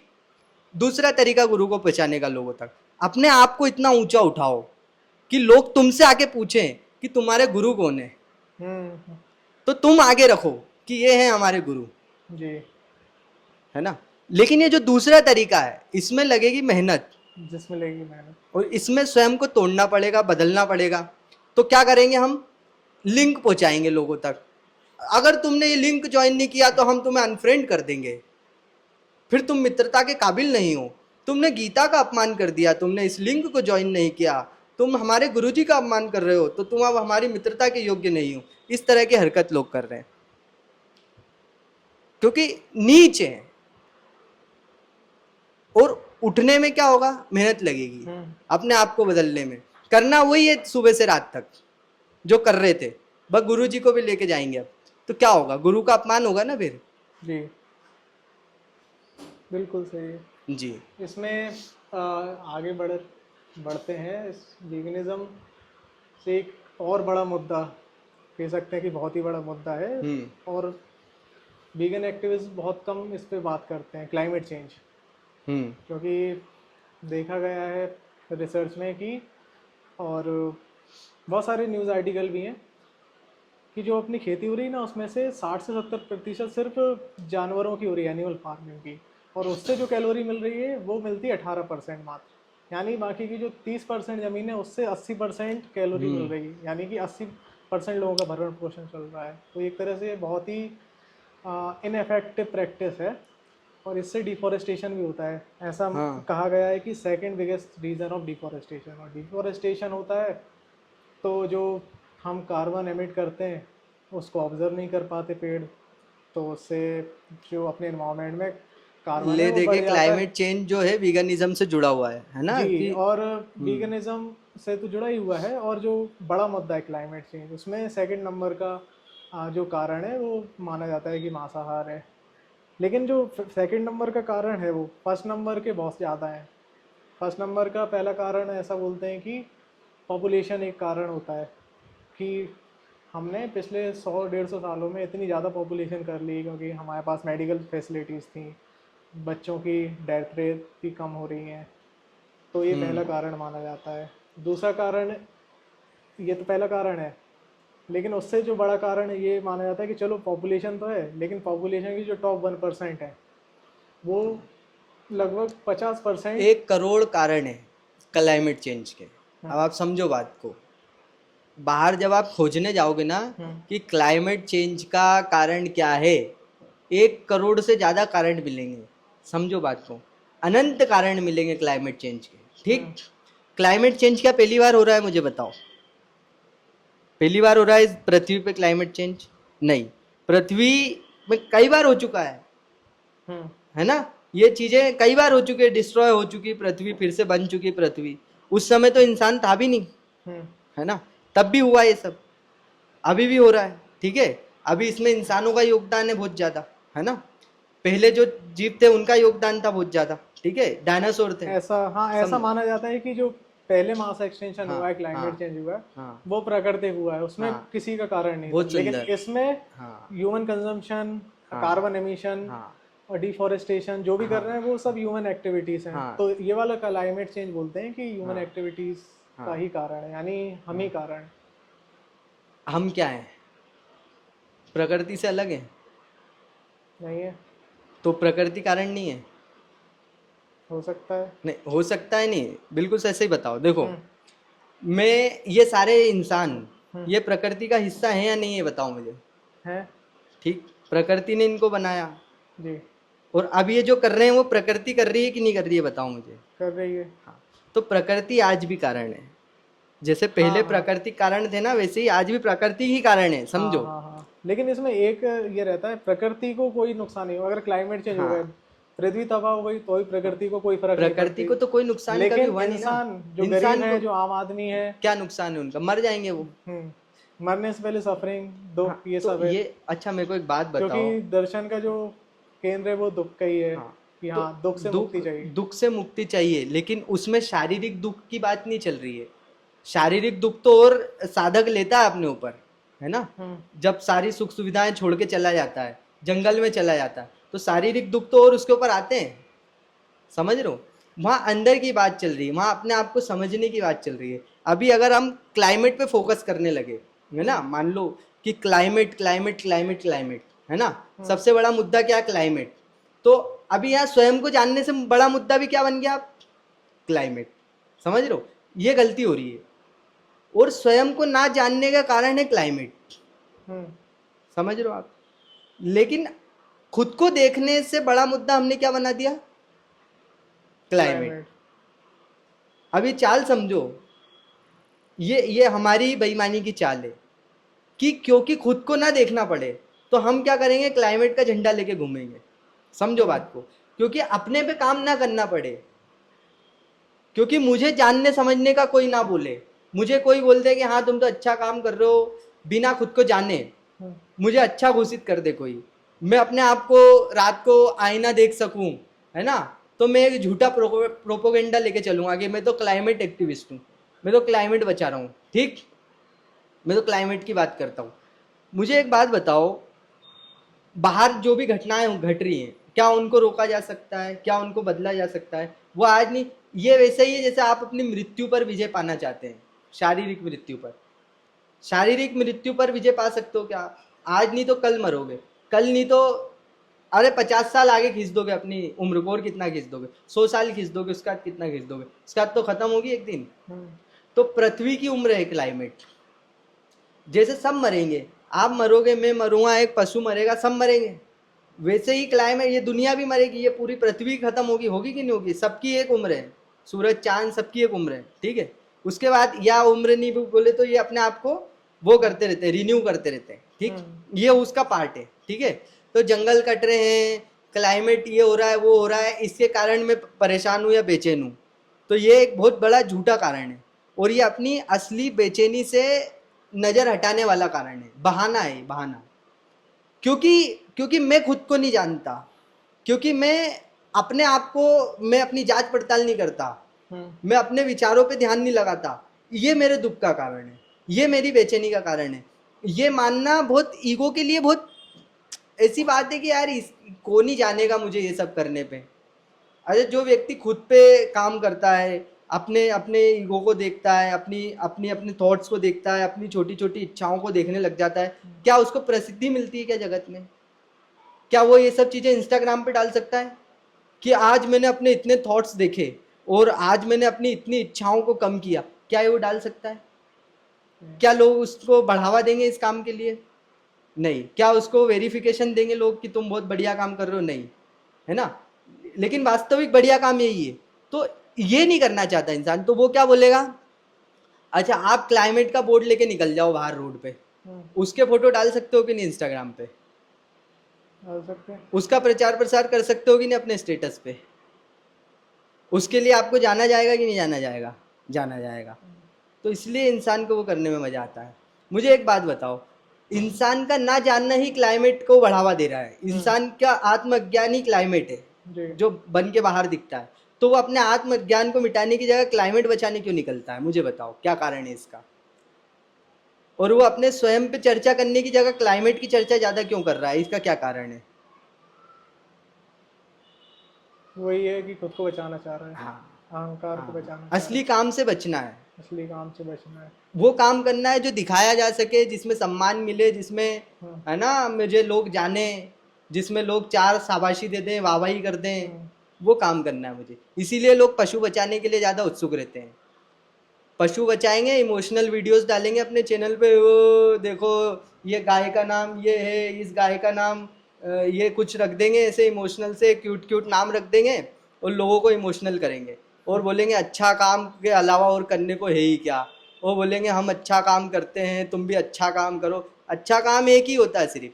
ये जो पशुओं की सफरिंग है ये भी लोगों के आत्मज्ञान की वजह से है ना, तभी ये इतने ब्रीडिंग करते हो, तभी ये सब। तो आत्मज्ञान, अपने मैं को खत्म करना ही अच्छा काम है, लेकिन उसको आप अपने यूट्यूब चैनल पे नहीं डाल सकते। उस पे उसके लिए आपको डोनेशन नहीं मिलेगी।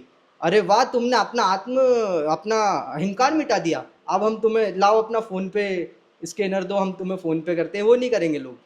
तुम अपना एक ये वाला नारा नहीं दे सकते फिर कि अच्छा काम करने के अलावा और है ही क्या, चलो सब अच्छा काम करो मेरी तरह, अपना आत्म, ये नहीं कर सकते ना आप। ये बहुत व्यक्तिगत बात है। इसका शो ऑफ नहीं किया जा सकता, इसलिए लोग पशु बचाने में लगे हुए हैं। हम्म, बड़े बड़े एनजीओ खोल लिए, बोल रहे हैं हम तो देखो विदेश से आके यहाँ पशु बचा रहे हैं, तो हम तो बहुत अच्छा काम करने वाले व्यक्ति हो गए। और हम तो देखो क्लाइमेट की बात करते हैं, देखो कोई भी क्लाइमेट की बात नहीं कर रहा आज हमारे गुरुजी के सिवा। तो देखो कितनी बड़ी बात है, हमारे महान गुरुजी और हम महान। आप समझ रहे हो बात को? हम्म, तो ये क्लाइमेट की बात ही व्यर्थ है, जी अपने आप से भागने वाली बात है ये, मक्कारी से निकलती हुई बात है ये। समझ रहे हो आप? वो गुरुजी क्यों करते हैं, उनका एक उद्देश्य है कि तुम क्लाइमेट की बात सुन के उन तक आ जाओ, ताकि वो तुम्हें तुम तक ले जाएं। तुम मत करो क्लाइमेट की बात, तुम्हें शोभा नहीं देती, पहले अपने तक आओ, फिर गुरुजी की तरह करना क्लाइमेट की बात। फिर वो एक तकनीक है, वो उद्देश्य नहीं है। क्लाइमेट बचाना उनका उद्देश्य नहीं है, उनका उद्देश्य तुम्हें बचाना, और तुमसे ही, क्लाइमेट से नहीं, है ना? तो गुरुजी करें तो अच्छा लगता है, गुरुजी कुछ भी करें तो शोभा देता है, हम करें तो शोभा नहीं देता ना। समझ रहे हो आप? हमारा तो एक ही काम, स्वयं पे काम, हम ही क्लाइमेट की वजह है। जैसे कि कोई हत्यारा ही, जैसे चोरी चौकीदार बन जाए तो क्या होगा? जैसे गुनहगारी जज बन जाए। हाँ, बहुत सुंदर, आप तो अच्छा उदाहरण दे रहे हो। तो वह वैसे ही इस पे तो इससे यही देखने को मिलता है कि आत्मज्ञानी क्लाइमेट चेंज का भी समाधान है एक तरह से, है ना? गुरुजी भी यही बोलते हैं। जी, लेकिन दुनिया नहीं मानती। दुनिया से क्या फर्क पड़ता है, दुनिया पे हम जाते ही तब है जब अपनी खुद की बात नहीं करना हमें। और जो जिन पे पावर है, जिन पे ताकत है कि हाँ वो इस काम को कर सकते हैं, वो बिल्कुल नहीं नहीं, हम मानते में कि ही है वो ताकत, हम्म, हम में ही है ना वो ताकत। अपना आत्मज्ञान कौन मिटा सकता है? हम मिटा सकते हैं। जी तो हम पे ये पावर है, किसी और के पास थोड़ी, एलन मस्क के पास थोड़ी पावर है कि वो जोगी का अहंकार मिटा दे आके, है क्या? वो पावर तो जोगी के पास ही है। तो हमें अपने पे काम करना है, दुनिया को गोली मारो। हाँ, मेरा ये कहना है क्लाइमेट चेंज कि बेचैनी का समाधान जो है, मनुष्य बेचैन है, हम बेचैन हैं, तो वो आत्मज्ञान है ना? और आत्मज्ञान से भी पहले जैसे कि अगर कोई व्यक्ति जी ही ना पाए या फिर कुछ ऐसा संकट आ जाए कि वो है ना, उसका जीवन ही नहीं है एक तरह से, कि उसे फिर पानी तक नहीं मिल पा रहा है एक तरह से, उसके लिए तो फिर कोई व्यवस्था है ही नहीं है ना? कि आप उससे ये बात बोलो कि हाँ यार आत्मज्ञान ही समाधान है, या फिर आ, बोलें कि नहीं आपकी जो बेचैनी है वो ये नहीं है, शारीरिक नहीं है, वो मानसिक है ना? और क्लाइमेट चेंज का भी जैसा कि बताते हैं कि 2030 या कट ऑफ तो एक तरह से निकल ही गया है। मैं मतलब बता रहा हूँ जैसा जितना मैंने पढ़ा है कि एक कट ऑफ रहता है, अगर उससे पहले अगर अपन कर देते हैं तो वो जो फीडबैक लूप है, फीडबैक लूप एक तरह से ऐसा होता है कि प्रकृति में ऐसी घटनाएं रहती हैं कि अगर समझ गया मैं, वो अब हाँ, वो रुकेगा नहीं, वो रुकेगा नहीं, उसे है हाँ, ना, वो एक तरह से ऑटोमेटिक मोड पे हाँ, चला जाता है, फिर हाँ। अपन चाहकर भी नहीं रोक सकते। तो वो होता है, तो जब ये जान भी बनाती है तब अगर लोगों को ये नाम तक नहीं पता कि यार कि क्लाइमेट चेंज ये चीज़ क्या है, और लोग मतलब इतना अज्ञान में जी रहे हैं, या फिर मीडिया बता नहीं रही इन सब बातों को, है ना, जिनका ये काम है वो ये कर नहीं रहे, तो तब अगर कोई क्लाइमेट चेंज की बात करता है तो उसमें क्या गलत है? तो नाम पता चल जाएगा लोगों को, मान लो चलो हम्म, कि हाँ क्लाइमेट चेंज क्या चीज़ है, तो क्या होगा उससे, मुझे बताओ आप। उससे ये हो सकता है कि जैसे अगर किसी को पता चलता है तो उसमें दो चांस रहते हैं कि वो ग्रोथ कर सकता है, वो या भी कुछ। आगे लोगों को नाम बताएगा। विरोध माने क्या? हाँ आपको पता चला कि हाँ क्लाइमेट चेंज जैसा कुछ है, तो आप क्या कर रहे हो, आप लोगों को नाम बता रहे हो कि भाई सुनो क्लाइमेट चेंज जैसा कुछ है, ठीक। हम्म, विरोध में आगे जानकारी पहुंचाना, और क्या विरोध, है ना? तो वो आगे लोगों को जानकारी पहुंचा रहा है। मैं बोल रहा हूँ सारी दुनिया को पता चल गया है कि क्लाइमेट चेंज है, हम्म, तो अब क्या होगा? अभी हमारी बात हुई है कि वो हाँ, साइकिल हो चुकी है शुरू, हम्म, अब वो वापस रिटर्न नहीं हो सकती। अब लेकिन क्या उसे होगा? एक्सटेंड कर सकते हैं। हाँ ठीक है उसको तुमने जैसे कि कोविड में ये हुआ था कि कोविड रुकना नहीं है, लेकिन उसको ऐसा कर दिया था कि वो धीरे धीरे कोविड फैले, तेज ना फैले। ठीक तो ऐसा कर हाँ सकते हैं। हाँ थोड़ा एक्सटेंड हो गया वो, हाँ, ठीक है एक्सटेंड कर फिर सकते हैं। फिर क्या होगा उससे? उससे ये होगा कि जो प्राकृतिक घटनाएं हैं, जैसे कि एक्सट्रीम मैंने इवेंट्स आपको रहते हैं इसी उसमें। इसी विषय पे तो अभी हमने बात करी हम्म, थी कि हम अपनी उम्र बढ़ाते हैं, हम्म, 20 साल बढ़ा लिया आपने, अब जो 60 में मरने वाला था वो 80 में मरेगा आप। तो हम्म, उससे मूलभूत परिवर्तन क्या आया, मुझे मैं वही तो पूछना चाह रहा हूँ अभी। अब पृथ्वी के परिप्रेक्ष्य में हमारी 20 साल कोई उम्र होती है क्या? कुछ उसकी कोई कुछ नहीं औकात है होती। क्या? तो इस ब्रह्मांड के परिप्रेक्ष्य में पृथ्वी की कोई 20 साल अगर तुमने बढ़ा दिए तो कोई बड़ी बात हो गई, 50 साल बढ़ा दिए तो बड़ी बात हो गई। एक नई जनरेशन आ जाएगी, नए बच्चे पैदा हो जाएंगे, हम्म, मतलब क्या हो जाएगा उससे, मैं यही पूछना चाह रहा हूँ। ये है कि हाँ जैसा कि पहला पॉइंट ये है कि आत्मज्ञान सॉल्यूशन है। तो व्यक्ति हो सकता है कि वो फिर जांचे कि यार ये ऐसी प्रॉब्लम आई कैसे। एक ये हो जाता है ना। एक ये। यही तो शुरुआत से नहीं हो रहा है ना, समझो मेरी बात को। हम्म, मैं ये बोल रहा हूँ कि एक व्यक्ति को पता चला हम्म, क्लाइमेट के बारे में, समझना मेरी बात को ध्यान से समझना। मुझे पता चला कि क्लाइमेट चेंज जो है वो मेरे आत्मज्ञान का कारण हम्म, है ना? तो मैंने वो नहीं किया कि अपना आत्मज्ञान मिटाऊं, मैं दूसरे तक वो खबर पहुंचा रहा हूं, समझना मेरी बात को। हम्म। अगर ये होने वाला होता कि जब सबको पता चल जाएगा तो फिर सब अपना आत्मज्ञान मिटाने में लग जाएंगे, तो पहले मैंने ये किया होता ना।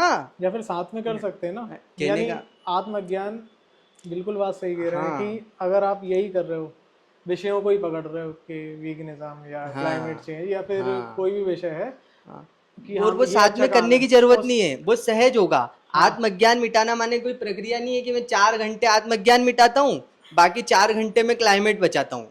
हम्म, आप उसको उस तरह से ले रहे हो कि दोनों साथ में चल सकता है, कि 4 घंटे में आत्म अज्ञान मिटाता हूँ बैठ के, है ना, जहाँ पे मैं खुद के विचारों को देखता हूँ, और 4 घंटे में अपना एक्टिविज्म करता हूँ। वो नहीं कह रहा हूँ मैं बोल रहा हूँ सदैव जानना, होश में होना, और दुनिया क्या है, मैं क्या हूँ, हम्म, है ना, मैं कौन हूँ, ये समझना। हम्म, ये समझने के बाद जो एक्ट होगा ना हम्म, आपसे, वो सत्य होगा। उसके लिए आपको किसी से कभी कोई प्रश्न नहीं पूछना पड़ेगा हम्म, कि ये करें कब करें, इसको करें कि ना करें, कि ये करना चाहिए कि नहीं करना चाहिए, इसको कब करना चाहिए। वो आपके किए भी ना होगा। जब और आप कोई रोकेगा तो वो रुकेगा ही नहीं। रुकेगा भी नहीं, वो आप चाहे पूरी दुनिया एक तरफ और आप एक तरफ, तो भी नहीं रुकेगा वो। आप मर जाओगे लेकिन वो नहीं रुकेगा। हम्म, सर कट जाएगा, धड़ लड़ता रहेगा, है ना, साचे गुरु का बाल का मरे ना मारा जाए, वो वाली कंडीशन है। हम्म, फिर वो आपके अंदर से निकलेगा और फिर आप ही के द्वारा वो बहुत बेहतरीन तरीके से हो पाएगा वो काम, समझना। जब आप होश में आओगे, जब आप जानोगे कि मैं कौन हूं, ये प्रश्न जब आपको क्लियर होगा, तब आप जानोगे कि दुनिया क्या है, हम्म, और तभी आप वास्तव में जानोगे कि क्लाइमेट चेंज क्या है, और तभी आप उसको रोक पाओगे, तभी आप उसके लिए कुछ कर पाओगे। समझो, जब तक मैंने नहीं जाना कि मैं कौन, तब तक मुझे क्या पता दुनिया क्या, हम्म, तब तक मुझे ये भी पता कैसे पता कि क्लाइमेट चेंज क्या। फिर तो मैं दूसरों की दी हुई परिभाषा में जी रहा हूँ। लोगों ने बोल दिया तू देह है, तू शरीर, ठीक, हम्म, दुनिया ये भौतिक पदार्थ मटेरियल, और इसका इसका गर्म होना माने क्लाइमेट चेंज। तो क्लाइमेट चेंज से तेरा शरीर मिटेगा, तो चल क्लाइमेट चेंज बचा, इसको रोक। अभी तो यही परिभाषा हम्म, है ना। फिर आप देखते हो कि क्लाइमेट एक्टिविज्म करने में तो मेरे शरीर को ही दिक्कत होती है, हम्म, उससे अच्छा तो मैं घर में एसी में मजे ले सकता हूँ। मैं कौन सा इतना जीने वाला हूँ, जब मैं शरीर ही हूँ, तो जब तक क्लाइमेट वगैरह होगा तब तक तो मैं मर ही जाऊंगा। और मैं अभी इतनी सब क्रांति करूंगा तो किसके लिए, वो आगे आने वाले शरीरों के लिए। वो मतलब होगा क्या उससे, तो आदमी के जो सारे तर्क होते हैं वो धर जाते हैं। वो फिर ठीक से एक्टिविज्म क्या करेगा, फिर वो एक्टिविज्म भी जहाँ करेगा वहाँ भी छाया ढूंढेगा बढ़िया। वो बोलेगा कि मुझे कुछ मिल जाए, आराम मिल जाए, कोई इज्जत मिल जाए, मैं इतना क्लाइमेट कर रहा हूँ, कोई ध्यान ही नहीं दे रहा है। क्या ही करेगा फिर वो तो, है ना। तो फिर वहाँ पे वो चलती रहेगी उसकी कहानी, शरीर बने बने, मतलब हम्म। शरीर भी बने रहना है, सम्मान भी प्राप्त करना है, और क्लाइमेट भी बचाना है, ऐसे कैसे? मैं देह हूँ, इसी का दूसरा रूप है क्लाइमेट चेंज, है ना। तो अभी देह के सिवा हम क्या जानते हैं खुद को, मुझे बताओ। शरीर के अलावा हम क्या हैं, ये हम कहाँ जानते हैं। जब तक नहीं जानेंगे तब तक कैसे करेंगे क्लाइमेट एक्टिविज्म, कैसे करेंगे मुझे बताओ। तो दोनों साथ साथ कैसे चलेंगे कि ज्ञान भी और क्लाइमेट एक्टिविज्म भी दोनों साथ साथ कैसे चलेंगे। पूर्ण ज्ञान, उसके बाद एक्टिविज्म, उसके बाद जो होगा वो शुभ होगा, वो सुंदर होगा। वो चाहे एक्टिविज्म करना हो, चाहे ना करना हो, चाहे बोलना हो, चाहे चुप रहना हो। मौन भी ऊंचा हो जाएगा रमन महर्षि की तरह, और जो वाणी है वो भी ओशो की तरह, कृष्णमूर्ति की तरह, आचार्य जी की तरह ऊंची हो जाएगी। फिर तुम जो करोगे वो सुंदर, तुम भ्रमण करोगे तो सुंदर, तुम घर में रहोगे तो सुंदर। जी। और जब तक नहीं जानते खुद को, तब तक जो करोगे वो असुंदर, वही बदबूदार, वही गंदा। चाहे तुम पेड़ लगाते हो, चाहे तुम क्लाइमेट के लिए कुछ कर रहे हो, चाहे तुम लोगों को बोल रहे हो बच्चे पैदा मत करो, तुम हो तो वही घटिया आदमी, अज्ञानी, मूर्ख, बेईमान। बेईमान आदमी अच्छा काम कर सकता है क्या, मुझे बताओ। और ईमानदार आदमी बुरा काम कर सकता है क्या, मुझे बताओ। नहीं कर सकता ना। जी। ऐसा। यही कि आत्मज्ञान में दर्द बहुत होता है। हाँ, तो असली काम तो वही है ना फिर, बहुत सारी चीज़ें रहती हैं जो जैसे, छूट सकती है। हाँ, छूट सकती हैं, लेकिन हाँ। शुरुआत में ऐसा लगता है कि बेचैनी हाँ। को हटाना ही सबसे, जो अपना जितने भी हाँ। दार्शनिक हैं उनका उद्देश्य यही रहा है, हाँ। और अपना भी यही है। हाँ। और ये मेरे लिए बहुत रिलेवेंट है कि मैं, है ना, सबसे पहले कि खुद को जानूं और जो हाँ। दुख है उसको हटाया जाए। हाँ। लेकिन उस प्रक्रिया में उल्टा हो जाता है, और बेचैनी बढ़ जाती है और दुख आ जाता है। हाँ, तो क्योंकि ये वैसे ही है ना, जब हम जैसे बोलते हैं कि इस रास्ते में तो डर बहुत है ना। जी। तो ये हम अपने जीवन से अनभिज्ञ हैं, इसीलिए तो बोल रहे हैं डर बहुत है। हमारे जीवन से कम डर है इस रास्ते पे। हमारे जीवन में जितना डर है हम्म।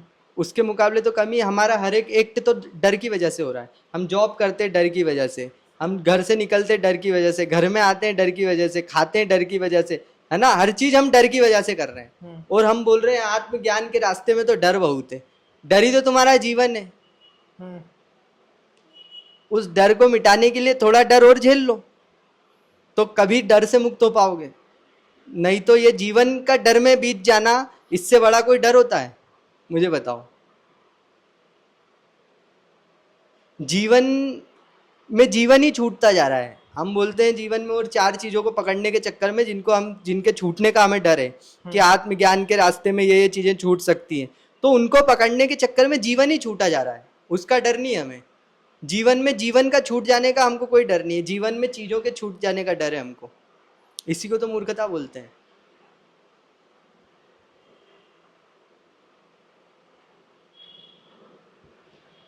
सही बात है। जो वृत्तियां हमारा कारण है दुख का, वही वृत्तियां रोक रही हैं आत्मज्ञान करने से। बिल्कुल।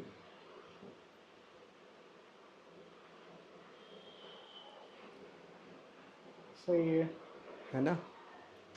तो अब अगली बार आप जब भी आए, तो इस डिस्कशन से जो भी आपके नए प्रश्न हो, हाँ, हाँ। या जो भी आप मित्रों से मिलें उनसे भी आप साझा करिए, और उन तक भी बात, उनको भी बोलिए अगर वो भी आए तो अपने बुक स्टोर पे आएँ, बुक्स जी, जी। देखें। और बिल्कुल, फिर जो भी चर्चा है वो बिल्कुल यहाँ आके कर सकते हैं सभी लोग, है ना। बिल्कुल, बिल्कुल। धन्यवाद। Thank you.